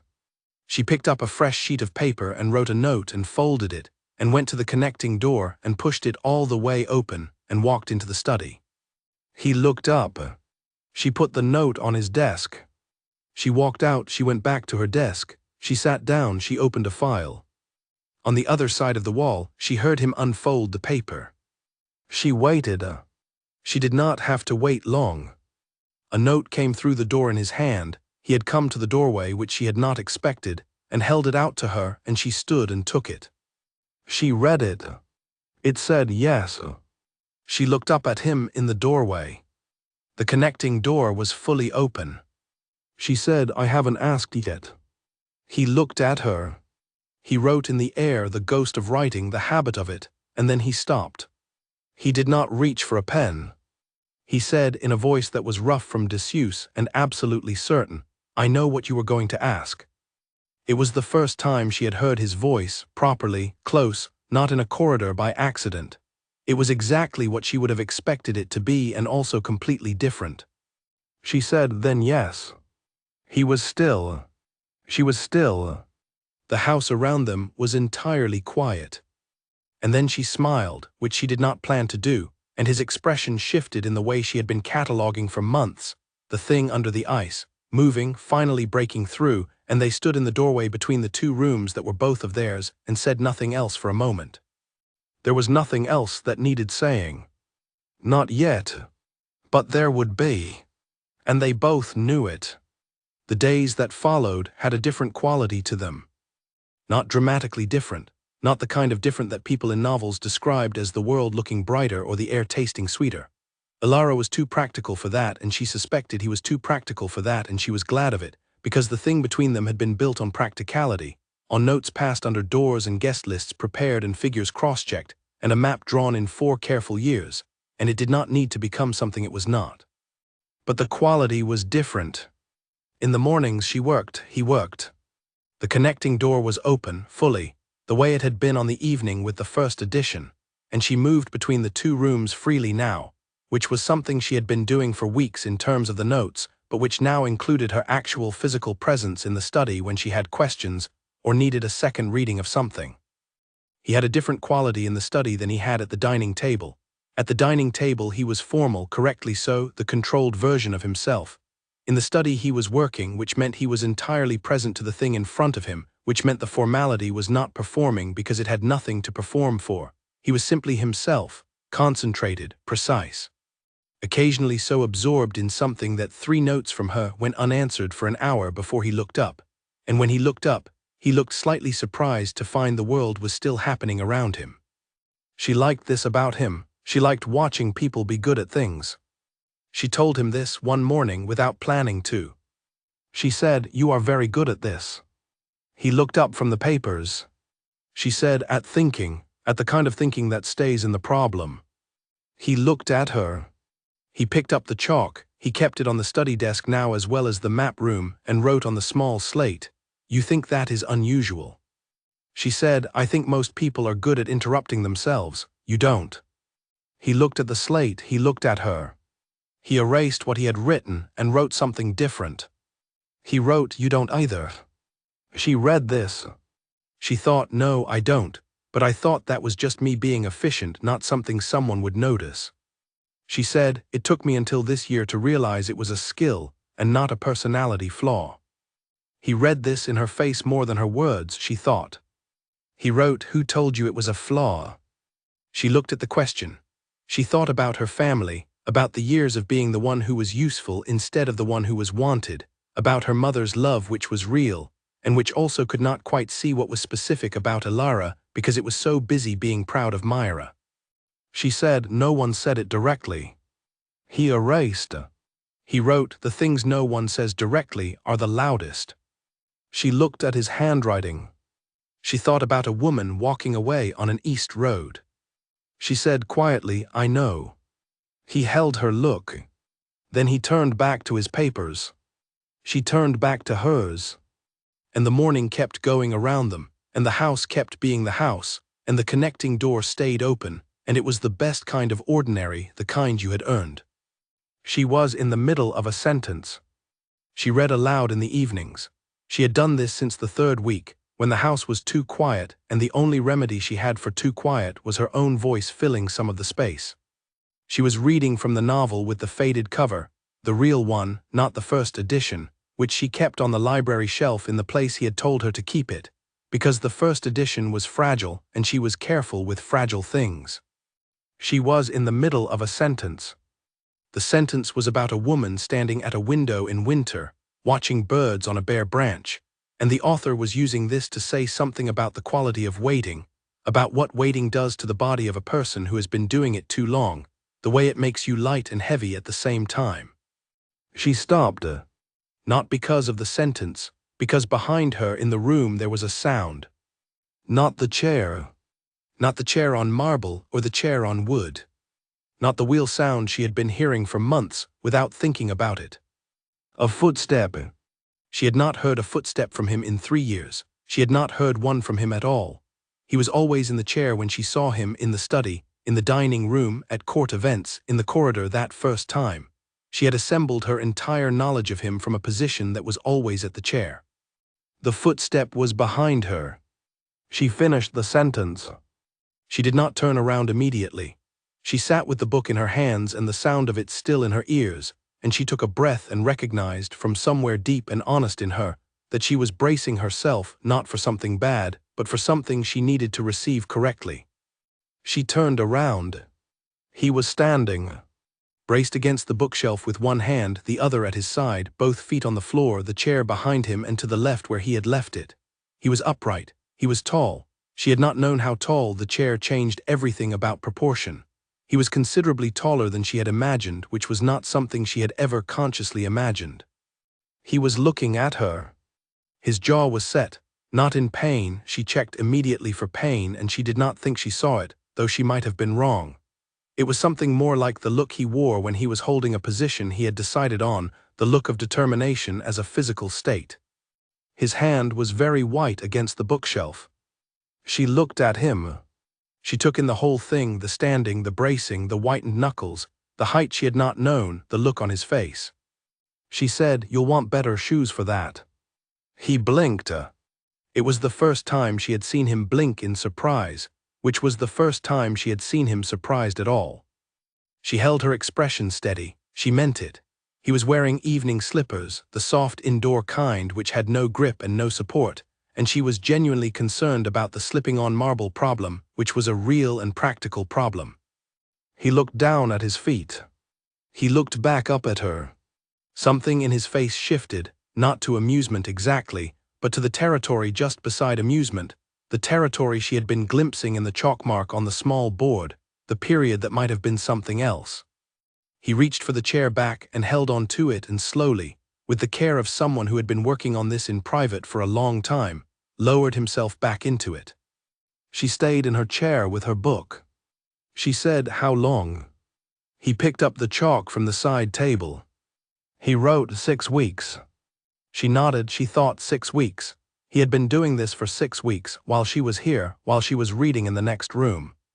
While they were passing notes, and going to court events, and eating dinner 3 times a week, and he had been standing in his room in bad shoes. She said, "The medical staff know." He wrote, "My physician, yes." She said, "Is it?" She paused. She was going to ask if it hurt. She decided not to ask if it hurt because he would say no regardless, and the answer was not what she actually needed to know. She said, "Is it going in the right direction?" He wrote slowly. She nodded. She opened her book again. She found the page. She found the sentence. She said, "Do you want me to keep reading?"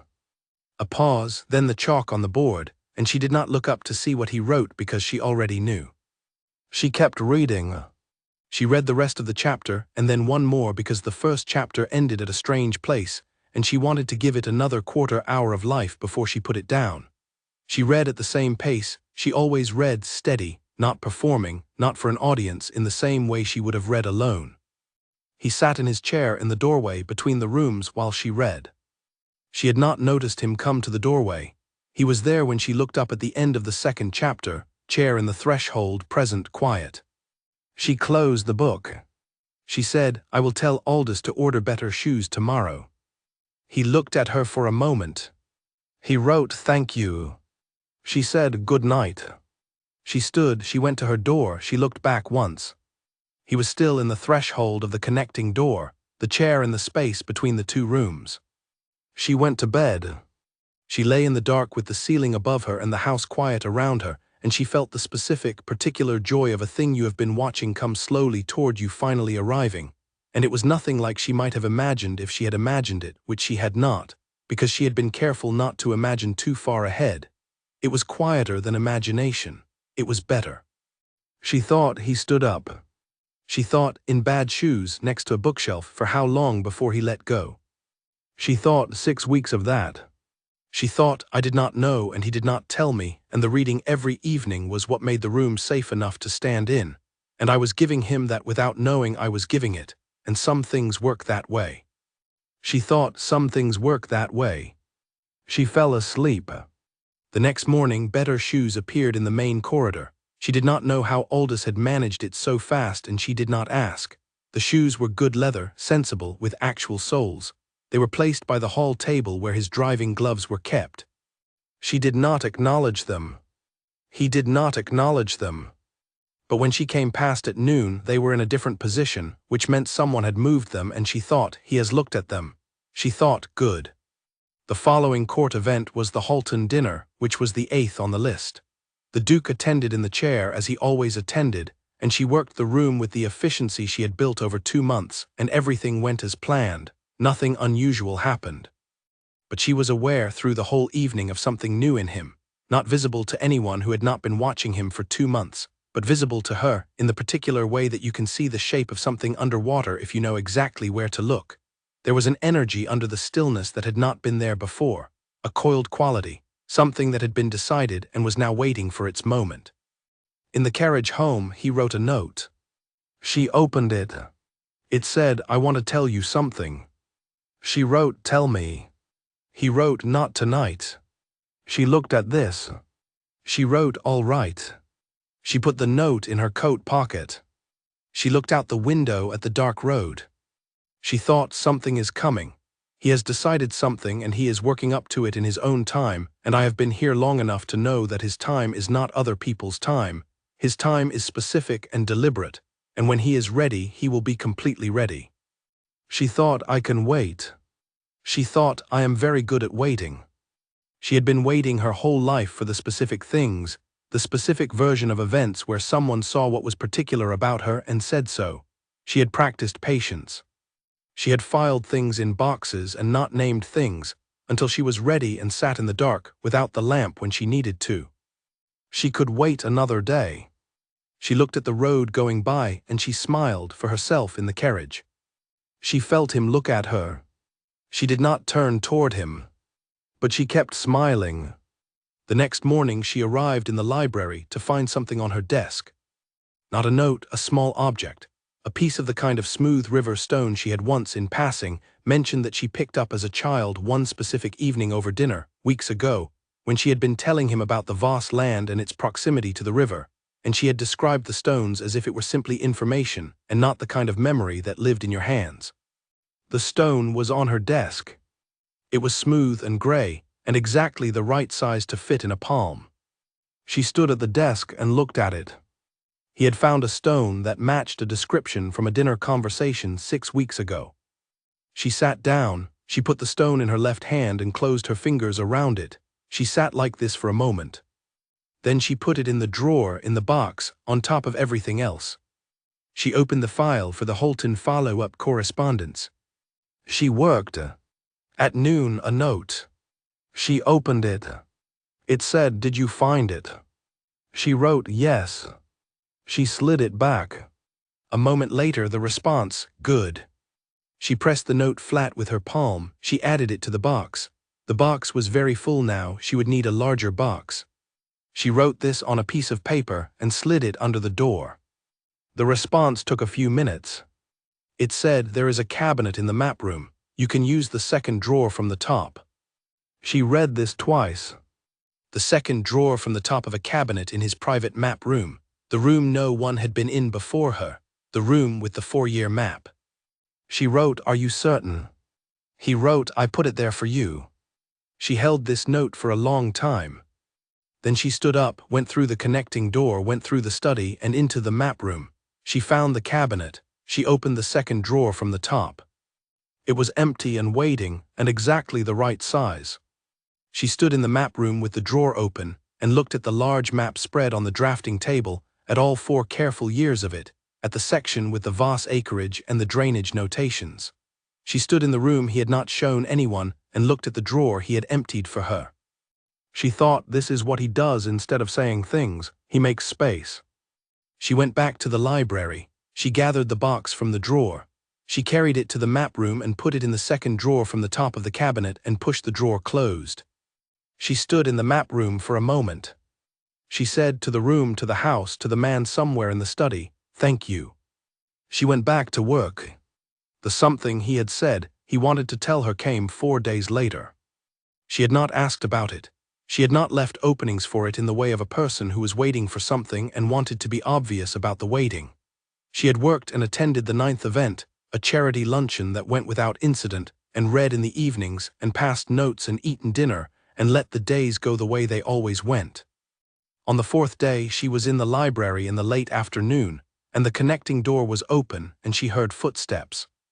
Not the first time she had heard them. 3 times in the evening since that first night she had heard him moving in the study without the chair. She never commented on it. She simply noted it in the same way she noted everything filed and present. This time the footsteps came to the doorway. She looked up. He was standing at the doorway between the rooms. No chair.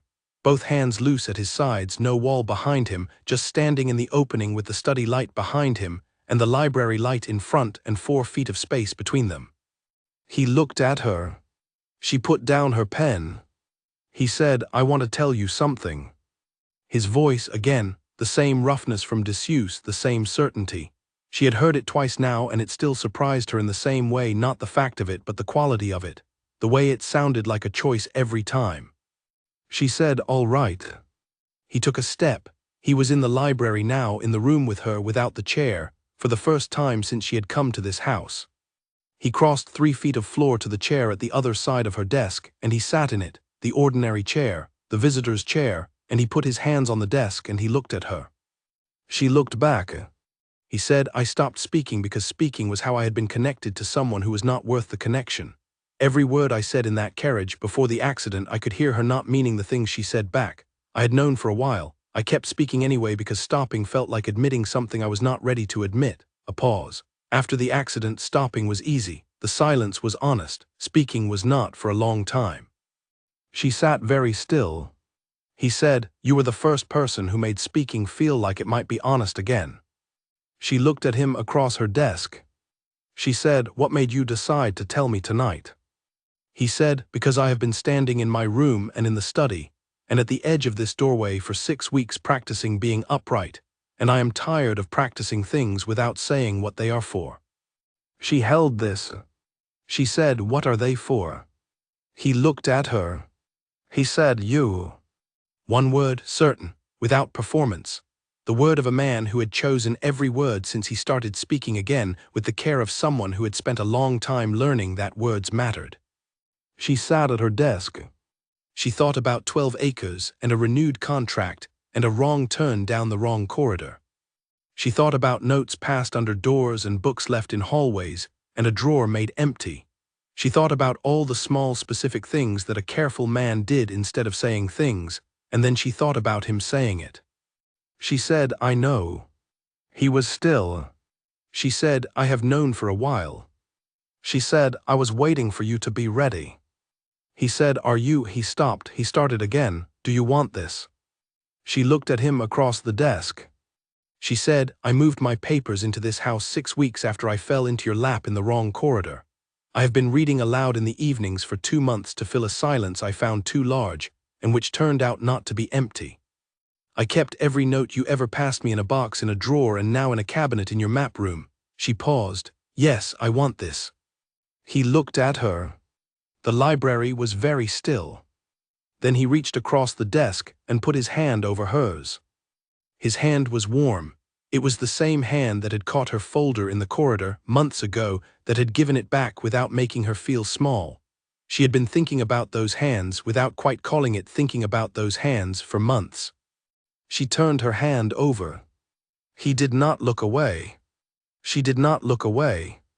The house around them was completely quiet, and it was the kind of quiet that was not absence but presence, the kind that held something rather than marking its lack. She said, "Your shoes are better now." He looked at her. He said, "They are." She said, "That's good." He said, "Yes." They sat at the desk with the library around them, and his hand over hers, and neither of them said anything else, and it was exactly enough. More than enough. It was the whole thing. His name was the first word he said to her that was not a statement. She had been at Aldrich House for nearly 3 months when she heard it. She was in the corridor outside the library, coming back from the map room where she had been checking the drainage timeline against the surveyor's updated schedule, and she turned the corner and he was there, standing in the better shoes, one hand against the wall, not braced against it but resting, a posture she had come to recognize as the difference between needing support and choosing contact with a surface to track his own balance. He looked up when she came around the corner. He said, "Ilara." Not Miss Voss, not followed by anything else, not with the quality of starting a sentence, just her name said in the certain voice, said as if her name were its own complete sentence and he had chosen it as the thing worth speaking. She stopped. She had heard her name said in many ways over 24 years. Her mother said it with the particular frequency of someone who had needed to say it often to get results. Myra said it with the precision of a sister who knew exactly what it contained.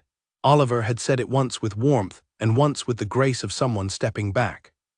This was none of those. She said, "Yes." He looked at her. He said, "I walked from the study to the map room and back this morning without the wall." She looked at him, she looked at the posture, the hand resting against the wall now, which was different from what he had just described. He had walked the length of the study corridor and back without holding on to anything, and now he was resting his hand against the wall because he was tired, not because he needed to. She said, "How long is that corridor?" He said, 40 feet. She did not calculate the difficulty. She did not make an expression about the difficulty. She said, 40 feet this morning. He said, "Yes." She said, "Then you'll want to do 45 tomorrow." He looked at her. She held the look. He said, "Yes." She moved past him down the corridor. She was 3 steps past when she stopped and turned back, and she said, "I will move my reading to the study corridor in the evenings. You can use the wall." He looked at her. She said, "For balance, I will not watch. I will read aloud, and you can use the wall and the floor while I am not looking." A pause, then, "Why?" She said, "Because it is easier to practice things when someone is present and not looking than when you are entirely alone. It is the same reason people talk themselves through difficult tasks. The presence is useful, but the privacy is necessary. I can provide both." He held her look for a long moment. He said, "You think about these things?" She said, "I think about everything. You know this about me." He said, "Yes," a pause, "I do." She said, "The reading starts at 8 as usual. I will simply do it in the corridor." She went back to the library. That evening she set up a chair in the study corridor, one of the smaller chairs from the reading alcove, and she sat in it and opened her book and read aloud, facing the wall away from the center of the corridor, and for the first 10 minutes she heard nothing behind her. Then she heard footsteps. Slow, deliberate, careful in the specific way of someone who was being careful rather than someone who was afraid. She did not look. She kept her voice steady and her page turning at the same intervals, and she read about the woman at the winter window and about waiting, and about what waiting does to the body of a person who has been at it too long. Behind her, the footsteps moved and paused and moved again. She read for an hour. When she finished the chapter and stood to take the chair back to the alcove, she turned, and he was at the far end of the corridor near the study door, the chair behind him at the midpoint of the corridor where he had left it. He was looking at the end wall. She could not see his face from this distance. She said normally, conversationally, "Chapter 18 is better, I'll start there tomorrow." He did not turn around. She picked up her chair and went back to the library and closed the book, and sat at her desk for a moment in the quiet. She thought, this is what it is to care for a person, not the performed version, not the version that needs to be seen to be real. The version where you arrange chairs in corridors and talk to the wall and do not look. She thought, I would do this for a long time. I would be happy to do this for a long time. She turned off the lamp. The weeks moved forward with the particular momentum of the latter part of a season, when the events were winding down and the summer was coming, and the city was beginning to thin of the people who had money in both a city house and a country one. The 10th event came and went.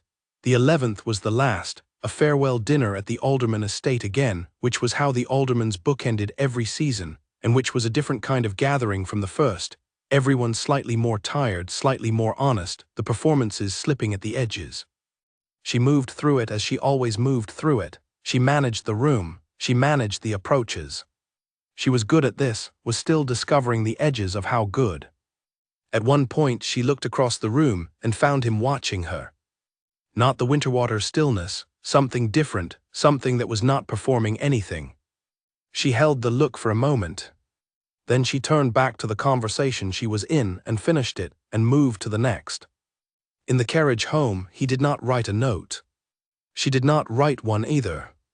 They traveled in silence that was not the old silence, not the managed professional silence of two people being correct with each other, but the newer kind, the kind that did not need to be filled because both people in it were already saying something. She looked at the road, he looked at the road, the gate opened and the house appeared.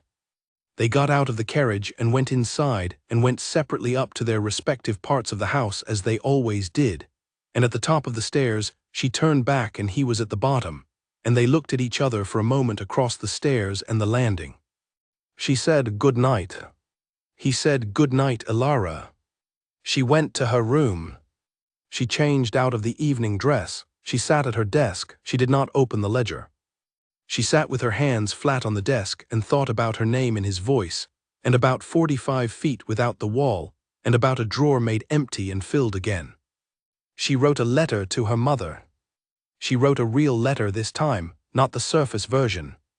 She wrote about the house and the work and the season, and she wrote about a man who was specific and careful, and who had spent a year learning to stand again in bad shoes, and she wrote about what it was to be at Aldrich House for 3 months, and to have found that she did not think of it as someone else's house anymore. She did not say everything, she said enough. She sealed the letter. She went to bed. She slept well. In the morning she went to the library and found a note already on her desk, waiting. She opened it. It said, "The season ends, what do you want to do?" She looked at the note. She thought about it with the same honesty she had been applying to everything since the evening she had been too honest not to. She picked up her pen. She wrote, "Stay." One word. She folded the note and slid it under the connecting door. There was a pause, a brief one. The response came back. It said, "Yes." She unfolded it, she read it, she pressed it flat with her palm and held it for a moment. Then she put it in her pocket, not the drawer, not the cabinet, her pocket, the one she would reach into and feel it all day, and she opened the correspondence file and got back to work. And the morning came through the window, and the house was quiet the way it was always quiet, the comfortable way, the way that meant both of them were in it. Aldous, when she crossed him in the corridor at 11, looked at her with the expression of a man who noticed everything and expressed it only in the eyes. He said, "Good morning, Miss Voss." She said, "Good morning, Aldous." He said, "Will you be requiring your rooms to be updated to a more permanent arrangement?" She looked at him. He looked at her with perfect professional neutrality. She said, "I believe so." Aldous nodded. "I will see to it," he said. He went about his day. She went about hers. The house held them both in its large quiet rooms, and the summer was coming, and the season was ending, and everything was exactly as it should be, not because the world had arranged itself conveniently, but because two specific people had been paying close enough attention to arrive somewhere real. She thought, "I ran down a wrong corridor." She thought, "The best things have a way of starting like that." She thought, "I should tell him this." She went and told him. She went to the study, knocked twice her knock, which he knew from all other knocks, and opened the door and sat down across from him and said, "I have been thinking about the wrong corridor." He looked up. She said, "I was running because I was late and panicking, and I made a wrong turn and I fell into your lap, and I want you to know that if I were to do it over, I would make the same wrong turn." He looked at her. She said, "I am not romantic about most things, but about that I am." He picked up his pen. He wrote, "I was in that corridor specifically because I had been told you were in the building, and I wanted to see what manner of person would show up 12 minutes early and go down the wrong corridor to do it. She stared at the note. She said, Aldous. He said, with the ghost of the territory beside amusement, Aldous. She sat back in her chair. She said, you watched me run down the wrong corridor. He did not confirm or deny this. She said, that is entirely undignified of you. He wrote, yes. She held the note. She thought about the corridor, about the folder and the warm coat and the elbow on the armrest, about the seconds of sitting in his lap before her brain caught up, about the absolute stillness. She said, were you at least impressed? He wrote, I was. She said, by what? He looked at her for a long moment. He said, in the voice that was certain and deliberate, and had chosen everything it had said since it came back, by the way you apologized in 3 registers and still managed to take the folder back with complete dignity. She laughed. Genuinely, fully, the kind that started before she could manage it. He looked at her laughing. She stopped laughing and looked back at him. She said, 3 registers, you were counting. He said, I was counting. She shook her head. She looked at her desk in the study, which was not her desk, which was his desk, which she was sitting across from in the room that had once been the room she came to for formal meetings, and which was now simply the room where they worked. She thought, I came for 12 acres. She thought, look what 12 acres turns into if you're not careful. Look what it becomes. She smiled. She picked up her pen. She got back to work. The news reached the Ducal Council on a Thursday. She did not know how it reached them. She suspected the same network that had reached Aldous about Myra's arrival in the city, which meant that the flow of information about this house moved in ways she was only beginning to map. She had been at Aldrich House long enough to understand that information was its own kind of weather here. It moved and pooled and found low places. The council met on Fridays. She did not know about the Friday meeting until Saturday morning, when Aldous came to the library with a particular expression, not his usual professional neutrality. Something more careful than that. He said, the Ducal Council has requested a formal review of the terms of your engagement here. She looked at him. She said, what kind of review? He said, the kind that questions the propriety of the arrangement. She understood. The Ducal Council oversaw the Duke's formal affairs, the estate, the title, the succession. A young woman from a minor indebted family who had been living in the house for 3 months was, from the council's perspective, a question that needed answering. She said, when? Aldous said, they have sent a formal request for a meeting. They have proposed Thursday. She said, does the Duke know? Aldous said, he received the communication yesterday evening. She said, and? Aldous looked at her with the eyes of a man choosing which truth to hand over. He said, he has not responded to them yet. She nodded, she thanked Aldous, she went to the study. She knocked twice. She went in. He was at his desk with the council communication in front of him. He looked up when she entered. She sat down across from him. She said, the council. He said, yes. She said, what do you want to do? He looked at the paper in front of him. He looked at her. He said, what I want to do and what is practical may be 2 different things. She said, what do you want to do? He was still. He said, tell them it is not their concern. She said, that is the wanting. He said, the practical version involves a formal response that addresses their concerns in terms they are required to accept. She said, I can draft that. He said, I know you can. He looked at her. She held the look. She said, what are their actual concerns, not the formal ones, the actual ones. He said, that you are here without a formal position that explains your presence. She said, and the solution to that? He said, a formal position that explains your presence. She said, what kind of formal position? He looked at her. He said, the kind that is permanent. She held this. She said, that is a large thing to say in response to a council letter. He said, I have been working up to it. She said, since when? He said, without any hesitation at all, since the corridor. She sat at his desk in his study, with the council letter between them and the morning light coming through the windows, and the house quiet around them. She said, "You are certain?" He said, "I am always certain when I say things. You know this about me." She said, "Yes." She looked at him. She said, "Then I will draft the formal response to the council." He said, "You will." She said, "And it will be the last piece of correspondence I draft as your social liaison." He said, "Yes." She picked up a sheet of paper from his desk. She picked up his pen, not hers, which she had not done before, and she pulled the inkwell toward her. She said, "What is my title going to be for the letterhead?" He said, "You are going to need to give me a moment for that one." She looked at him. He was not quite smiling. He was in the territory beside it. She said, "Take your time." She started drafting. He watched her draft. Outside the window, the summer morning moved through its ordinary business, birds and light, and the distant sound of the groundskeeper doing something with the kitchen garden. And inside the study, two specific people who had arrived at each other the long way around sat across a desk and got on with it. The way they always had. The way they would. She had the draft ready by afternoon. It was 4 paragraphs. It addressed the council's concerns directly, in the formal language that councils required, and it did not leave gaps. She had written enough of this kind of correspondence over the past 3 months to know that the gaps were where councils put pressure, and that a well-sealed argument gave them nothing to wedge. The draft informed the council that Miss Ilara Voss's current role was under formal renegotiation to reflect her ongoing contribution to the management of the estate. It noted her specific qualifications, the preparation work, the event management, the land analysis she had contributed in terms that were professional and precise.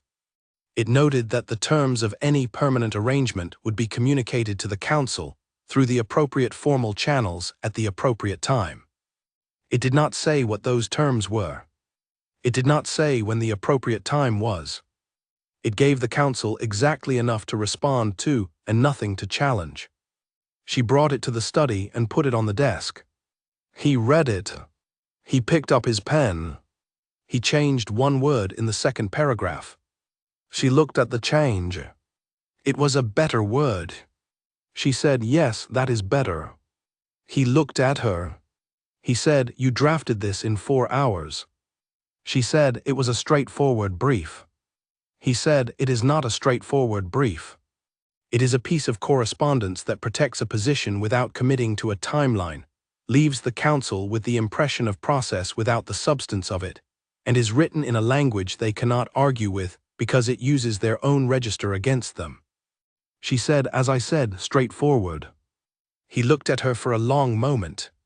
He said quietly, "You are extraordinary." She looked at the page in her hands. She said, "I have been trying to tell you that." He said, "I know."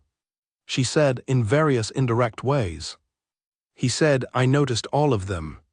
She set the draft on the desk. She said, "Sign it and send it."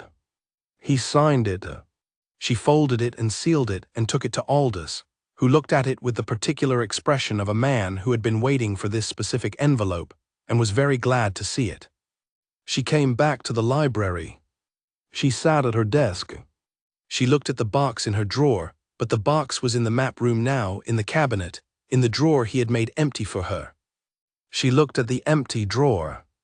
She thought, "I will need a new box for what comes next." She thought, "I am glad of that." She opened a new sheet of paper and began to write to her mother. This letter was different from all the others. This one said what was actually happening. She wrote it in one draft without stopping. She did not cross anything out.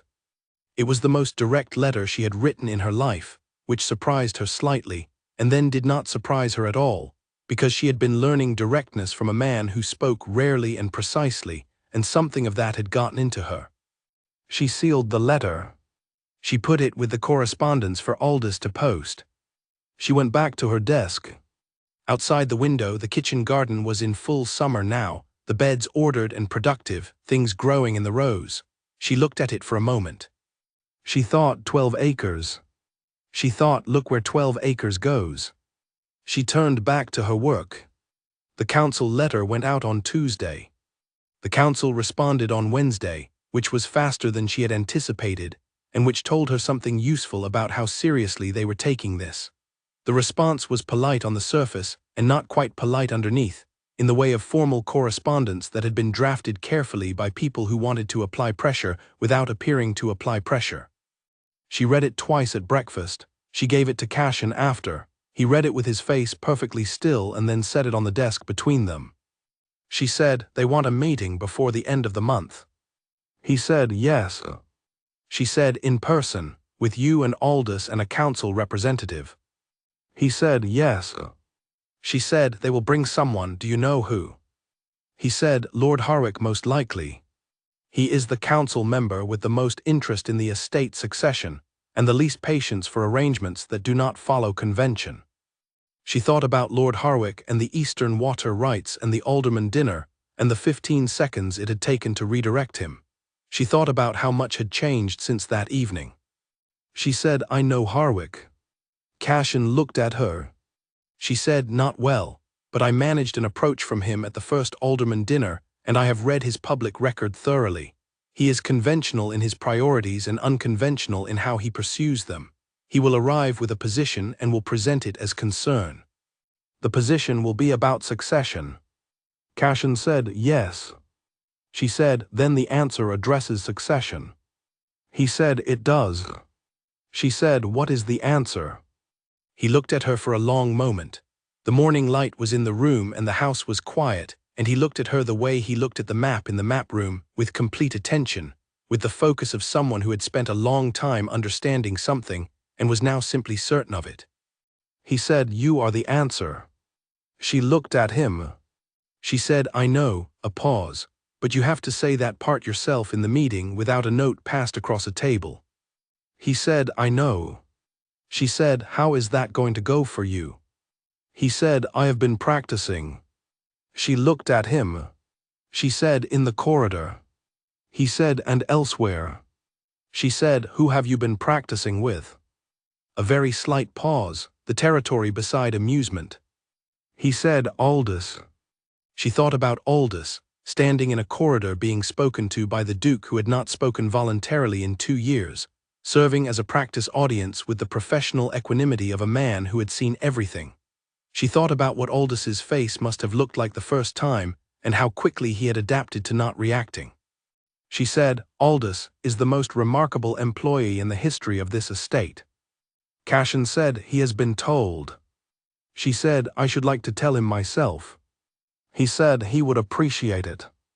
They prepared for the meeting the way they prepared for everything, together, systematically, with her doing most of the logistical preparation and him contributing the specific knowledge of the people and politics involved that she could not replicate from research alone.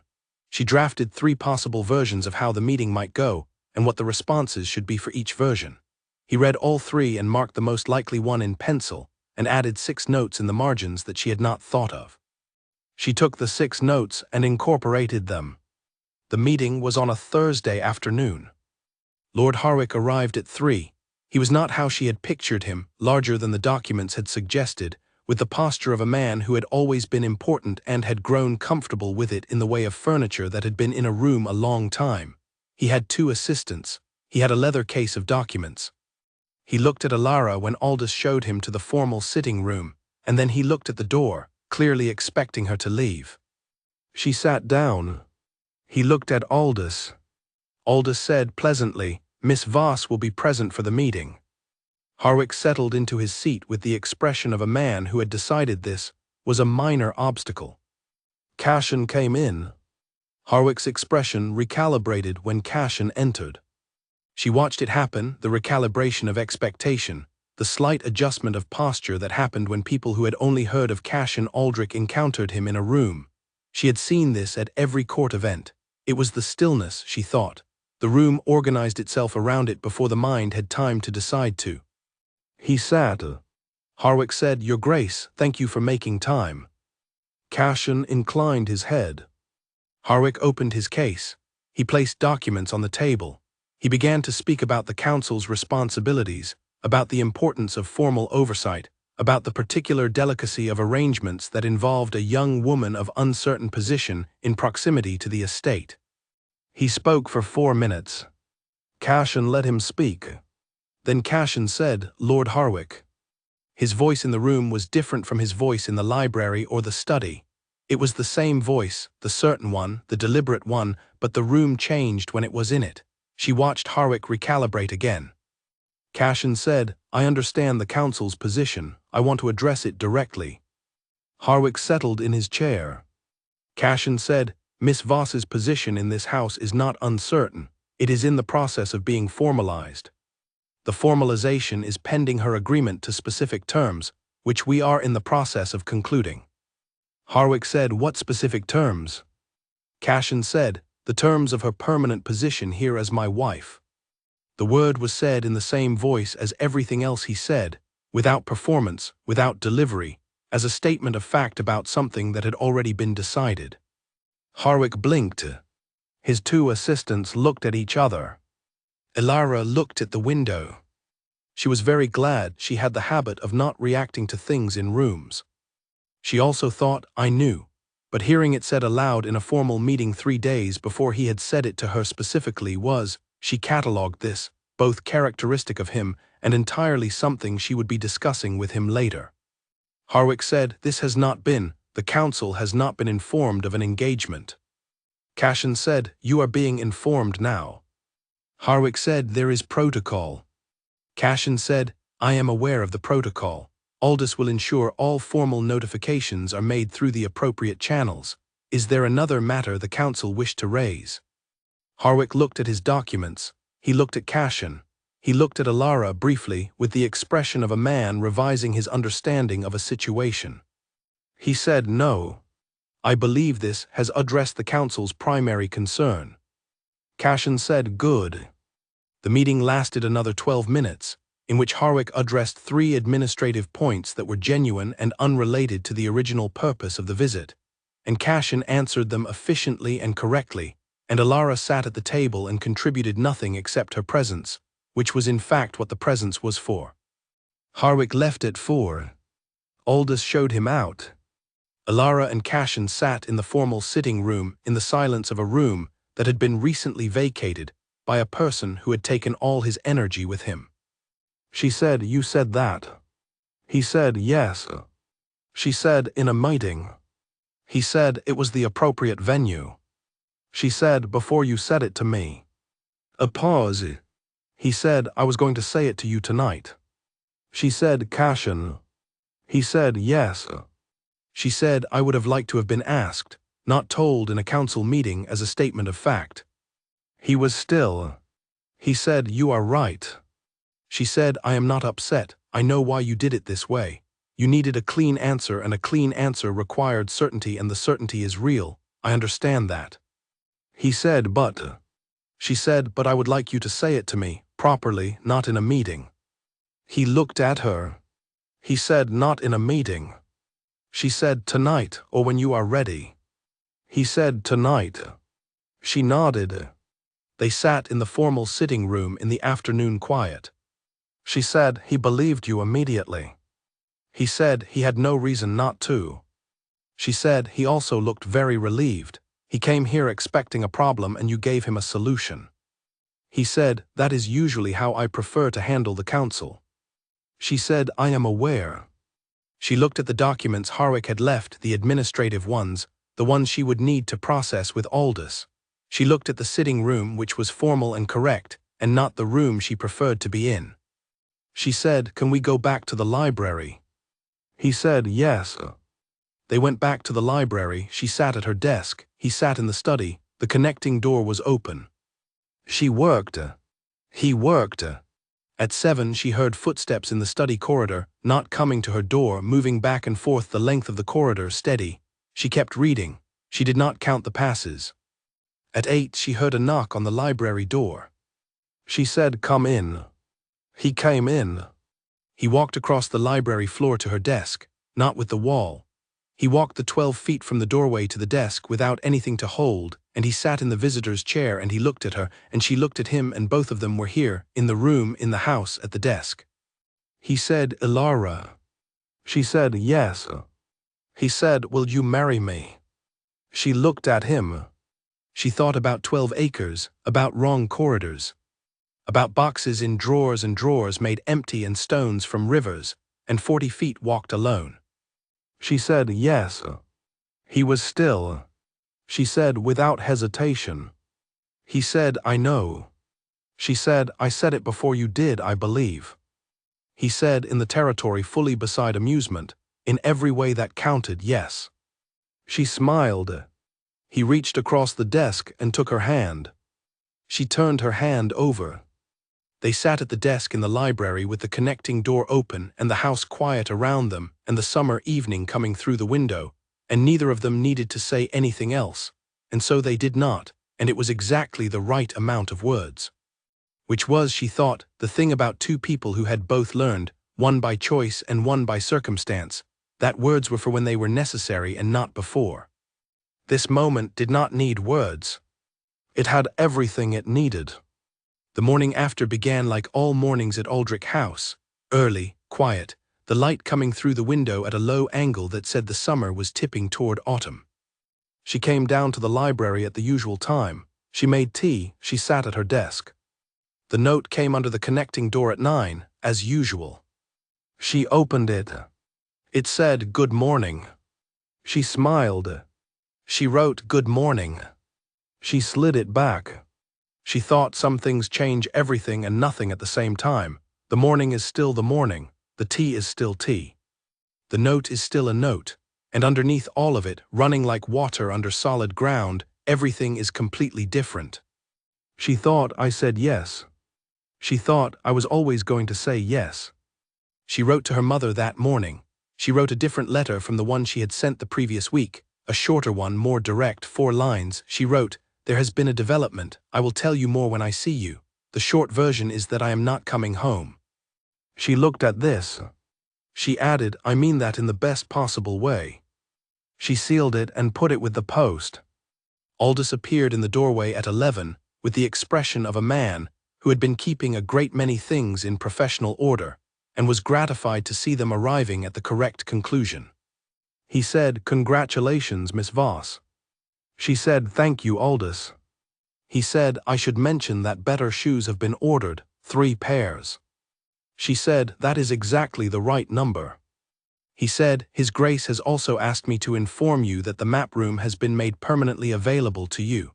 The 3rd drawer from the top of the cabinet has also been cleared, in case the 2nd becomes full." She looked at Aldous. She said, "He told you about the cabinet." Aldous said with perfect neutrality, "He told me about the cabinet." She said, "Aldous, you are extraordinary." He said, "Miss Voss, you are kind." He went about his day. She went back to work. She wrote letters, she processed the council documents, she updated the estate correspondence file.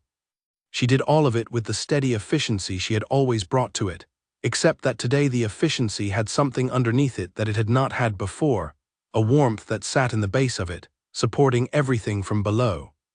She thought this is what it is, not happiness as a performance, happiness as a foundation, the kind you build on rather than the kind you display. She worked until 1. Then she got up from the desk and went through the connecting door and into the study. He was at his desk. He looked up. She said, "I am going to walk to the village." He said, "I know." She paused. She said, "Do you want to come?" He looked at her. He said, "Give me 10 minutes." She waited in the library. She heard him in the corridor, the footsteps, no chair, footsteps moving to the entry hall. She heard Aldous say something she could not make out. She heard the front door.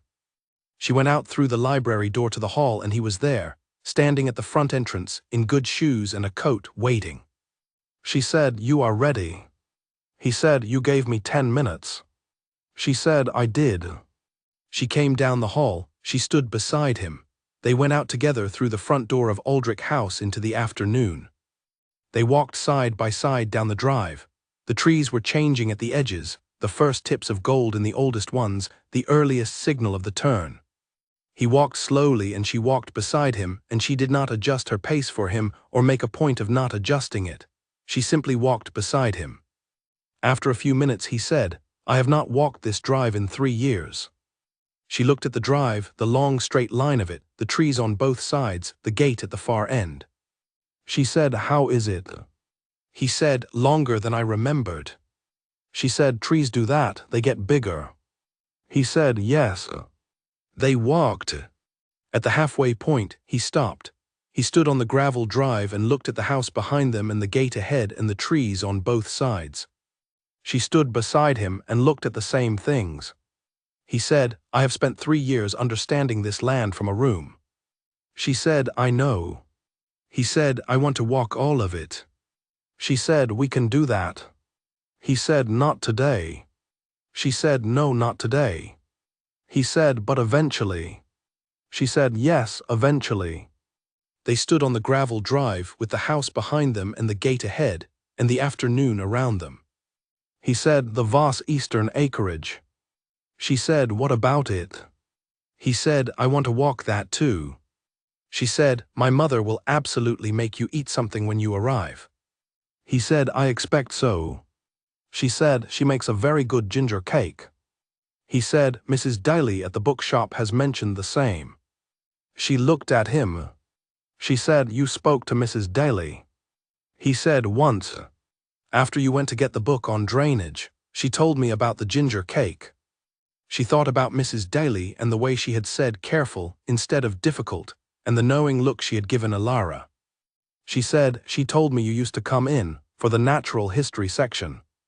He said, "The collection there is better than mine." She said, "She remembers you fondly." He said, "She makes good tea." She looked at the drive ahead of them, she looked at the gate, she looked at the trees in their first early turning. She said, "Shall we keep going?" He said, "Yes." They walked to the village. She bought the book she had come for. He stood in the natural history section for 11 minutes while she talked to Mrs. Daly, who saw him across the shop and said nothing about it at all, which was the most considerate thing she could have done, and which confirmed every good thing Alara had thought about her. They walked home. The drive was just as long in the other direction. He walked it without stopping this time. At the front steps he stopped. She stopped beside him. He looked at the house. He said quietly with the voice that chose things, "I have not wanted to be in this house for 3 years. I lived in it because it was what I had. I worked in it because working was the one thing I could still do correctly." She listened. He said, "I want to be in it now." She looked at the front of the house, the stone, the windows, the door. She said, "So do I." He turned and looked at her. She looked back. The house waited behind them with all its rooms. She said, "Should we go in?" He said, "Yes." They went in. And Aldrich House received them both the way a house receives people who have decided it is theirs, without ceremony, without announcement, simply with the ordinary constancy of walls and rooms and the particular quiet that meant someone was present. 2 people who had arrived at each other by accident and stayed by choice. A wrong corridor. A folder of documents. A pair of Winterwater eyes and a steady hand. And everything that came after, which was the whole story, which had only just begun. The trunk came down from the east wing on the first day of September. Not because she was leaving, because Aldous had arranged for her belongings to be moved to the larger rooms in the main house, which faced the front garden rather than the kitchen garden, which were connected to the Duke's rooms by a short corridor rather than an entire wing. She had told Aldous she did not need the larger rooms.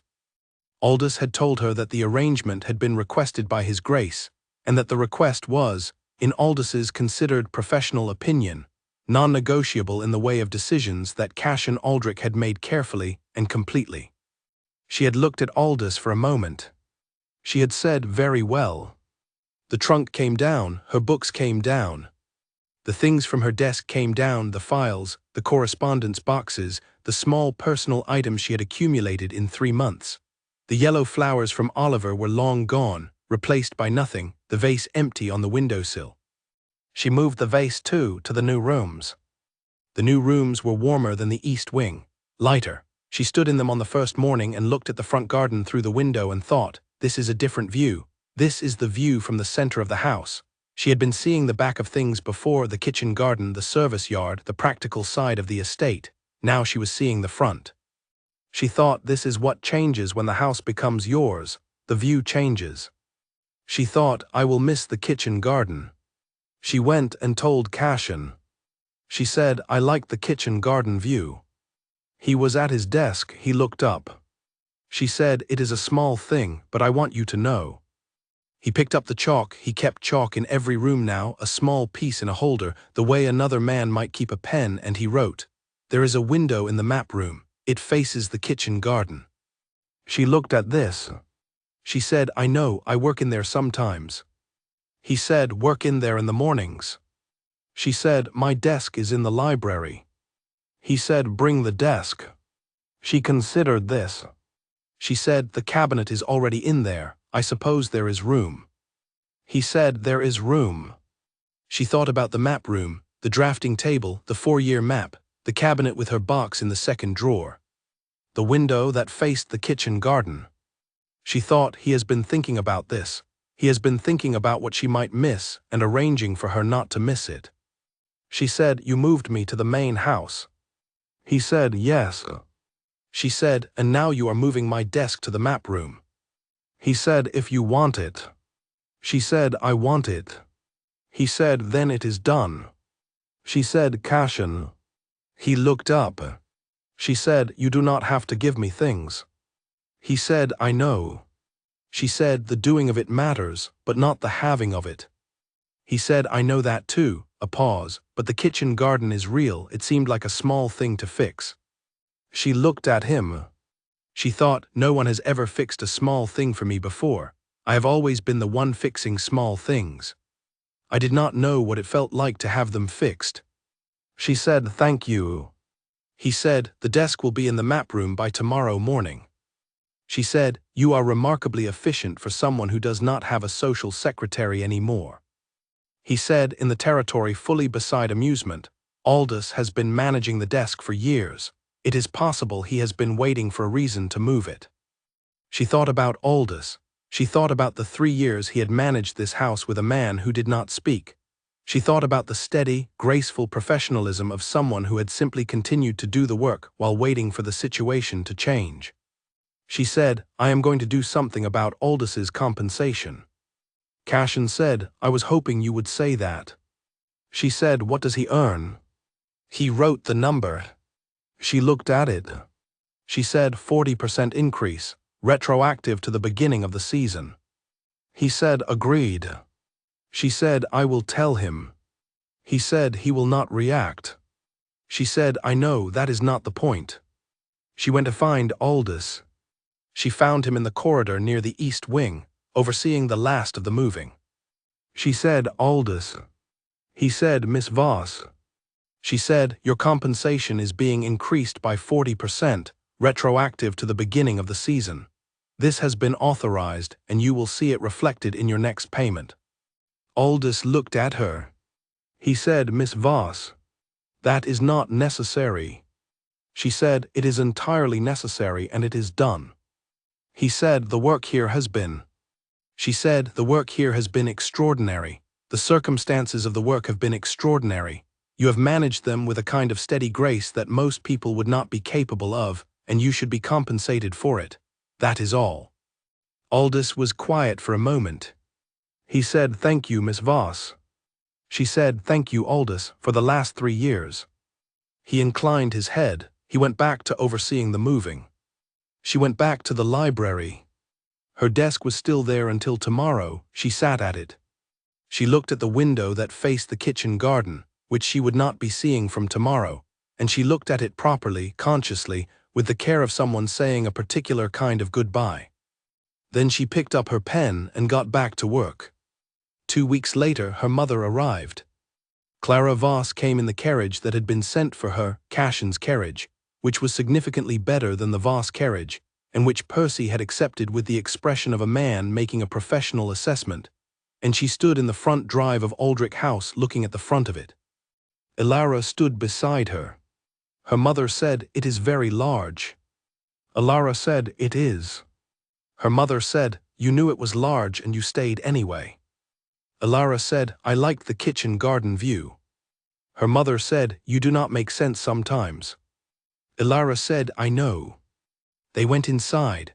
Aldous showed Clara to the guest rooms with the warmth he reserved for people he had decided were worth it, which meant Clara was won over in approximately 4 minutes, which was faster even than Ilara had been.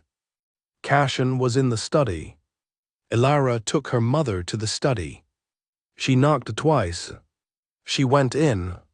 She said, "This is my mother." Cashin looked up from his desk. He looked at Clara.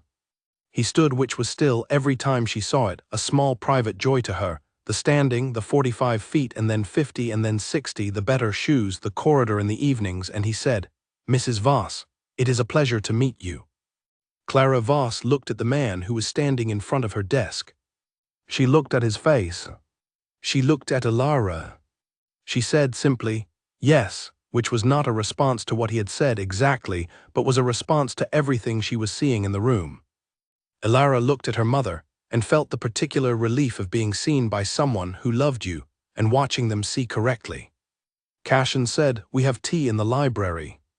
Clara said, "I should like that very much." They had tea in the library, all three of them, at the table by the window that was now Ilara's window and now faced the front garden. Clara looked around the library the way she looked at useful things, attentively, noting what was there. At one point, Clara said to Cashin, "My daughter tells me you have been working on the drainage issue in the eastern acreage." Cashin said, "The work has started." Clara said, "She showed me the map."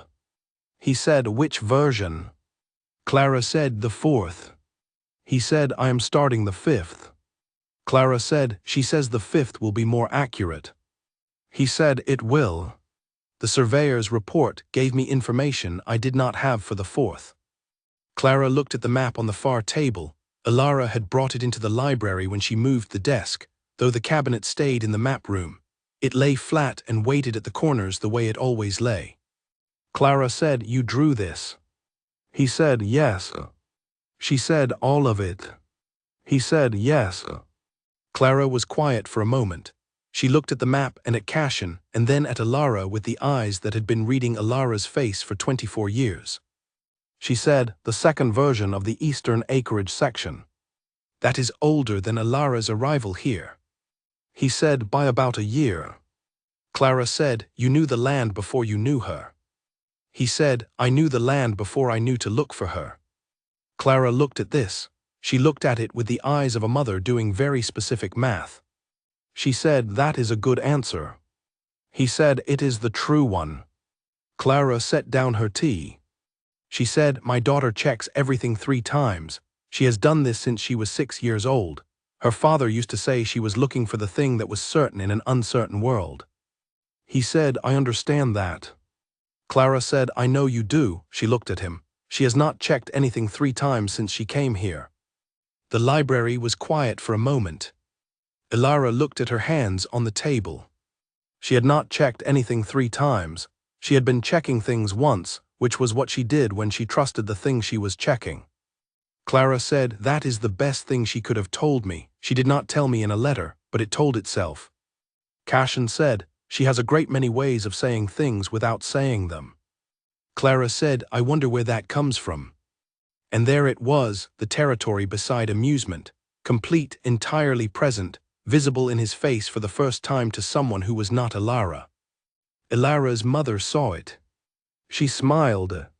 She said, "Yes, all right, I see." She picked up her tea.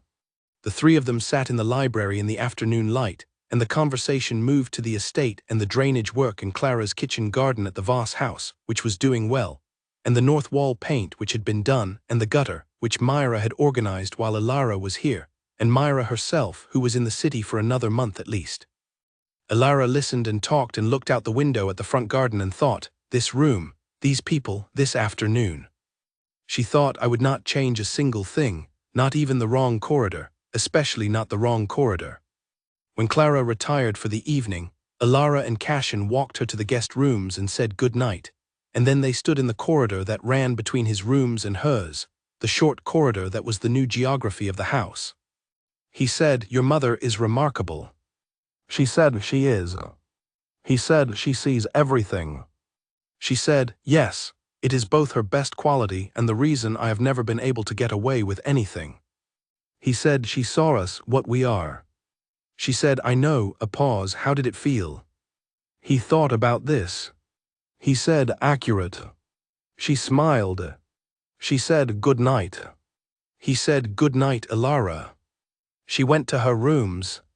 She stood at the new window and looked at the front garden in the dark, the drive, the trees dark against the night sky. The gate at the far end closed.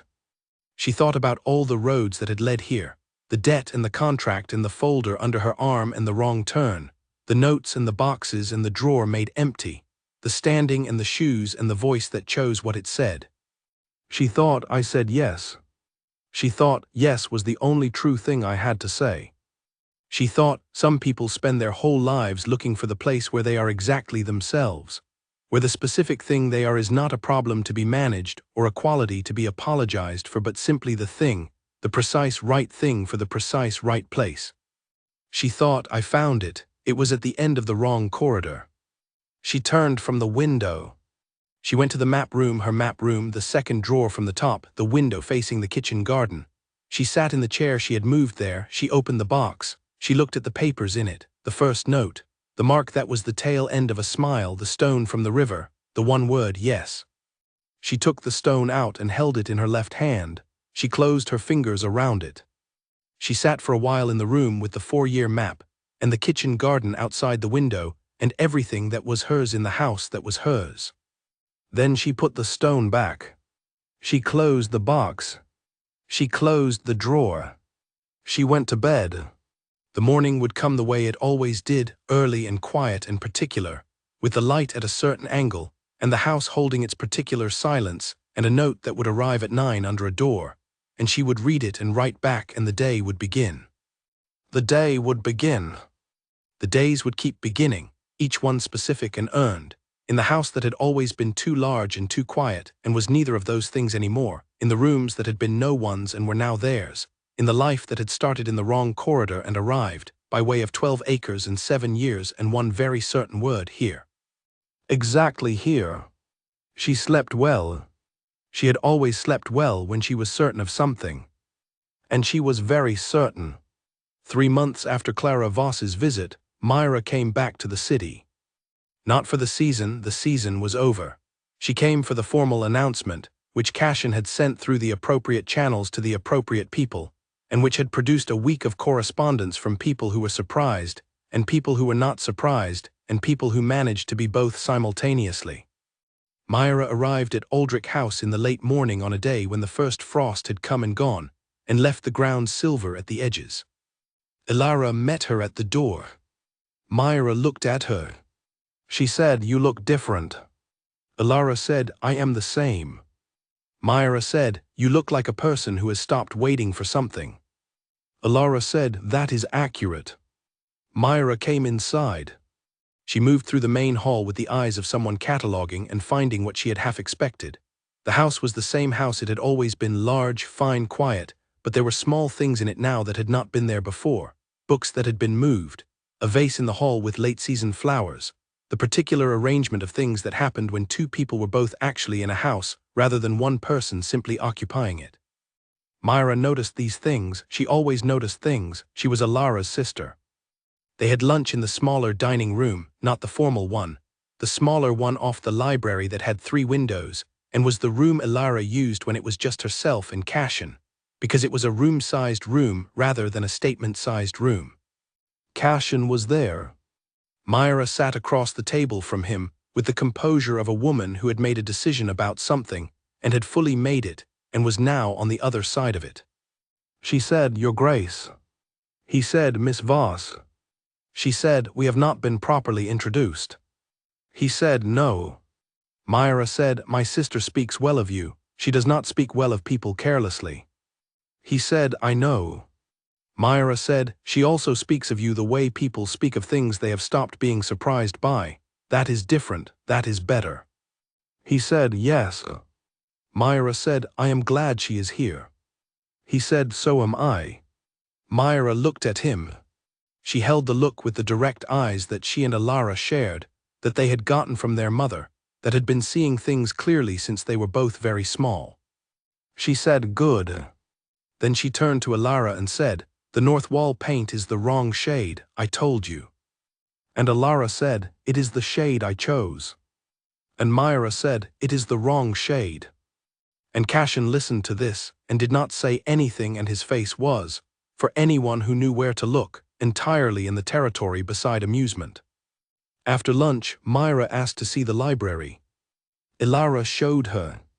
Myra walked the length of it, looking at the shelves, at the desk by the window, at the connecting door. She stopped at the connecting door. She said, "This goes through to the study." Alara said, "Yes." Myra said, "Is it usually open?" Alara said, "Usually." Myra looked at the door for a moment. She said, "The map room." Alara said, "Down the hall." Myra said, "May I?" They went to the map room. Myra stood at the drafting table and looked at the 4-year map. She looked at it for a long time. She said, "This is the land." Alara said, "Yes." Myra said, "All of it, including ours." Alara said, "Including ours." Myra found the section with the Voss Eastern acreage. She looked at the notations, the drainage marks, the precise measurements. She said, "He made this." Alara said, "Yes." Myra said, "He made this before you came." Alara said, "The first 3 versions, yes." Myra was quiet. Then she said, "Alara." Alara said, "Yes." Myra said, "He mapped our land." Alara said, "I know." Myra said, "He mapped it as part of his land. He understood it as part of the whole." Alara said, 3 years before I got here." Myra stood at the map.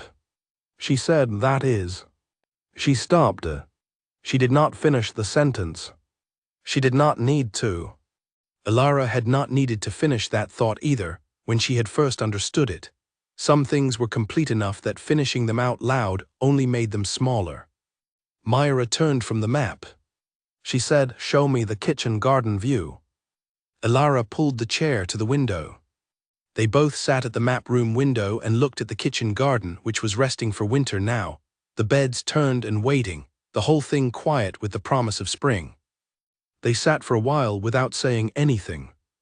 Then Myra said, "Mother wants to know about the ginger cake." Alara said, "Mrs. Deely's recipe or ours?" Myra said, "Both. She is making a comparison study." Alara said, "That is extremely like her."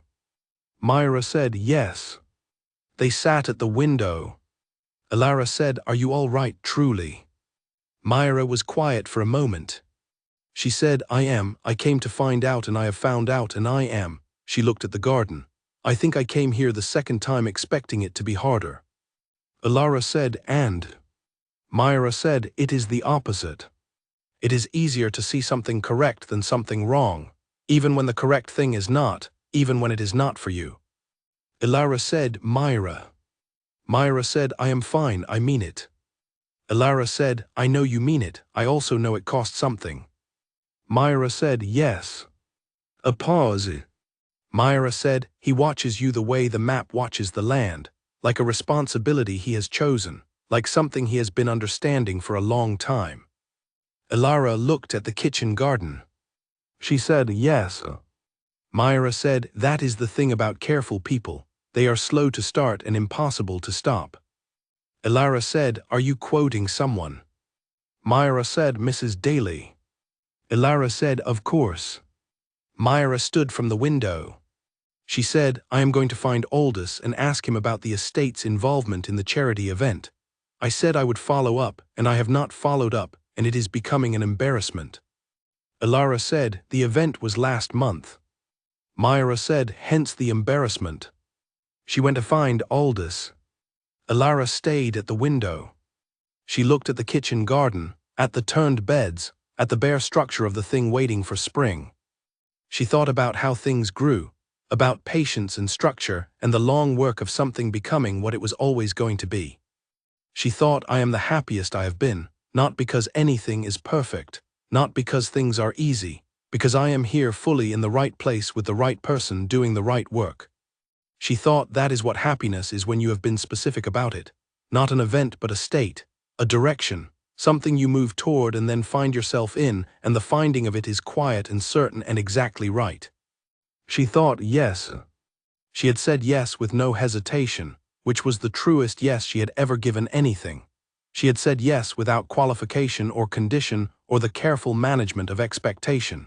She had said it the way a person says a thing when the only true answer is the one word. She sat at the window until the afternoon light began to shift. Then she got up from the chair. She went back to her desk. She opened the current file, the estate correspondence for the autumn quarter, the drainage engineer's progress report, the letter from the council confirming receipt of the formal engagement announcement in correct formal terms. She read the council letter. It was, she noted, written with considerably more warmth than their previous correspondence. Lord Harwick had signed it personally. There was a line that said the council was gratified by the news and wished the Duke and Miss Voss every happiness. She thought about Lord Harwick at the alderman dinner, the 15 seconds, the 3 people he would tell. She thought some things come all the way around. She picked up her pen. She began to draft the response. From the study through the open door she heard chalk on the small board, the particular sound of it, the rhythm she knew as well as she knew anything. She did not look up. She kept working. The house was quiet the way it was always quiet now, full rather than empty, present rather than absent, the sound of 2 people doing what they did in the rooms they had made theirs. Cassian Aldrich and Elara Voss. In the house at the end of the drive. At work as usual. Exactly as it should be. Exactly here.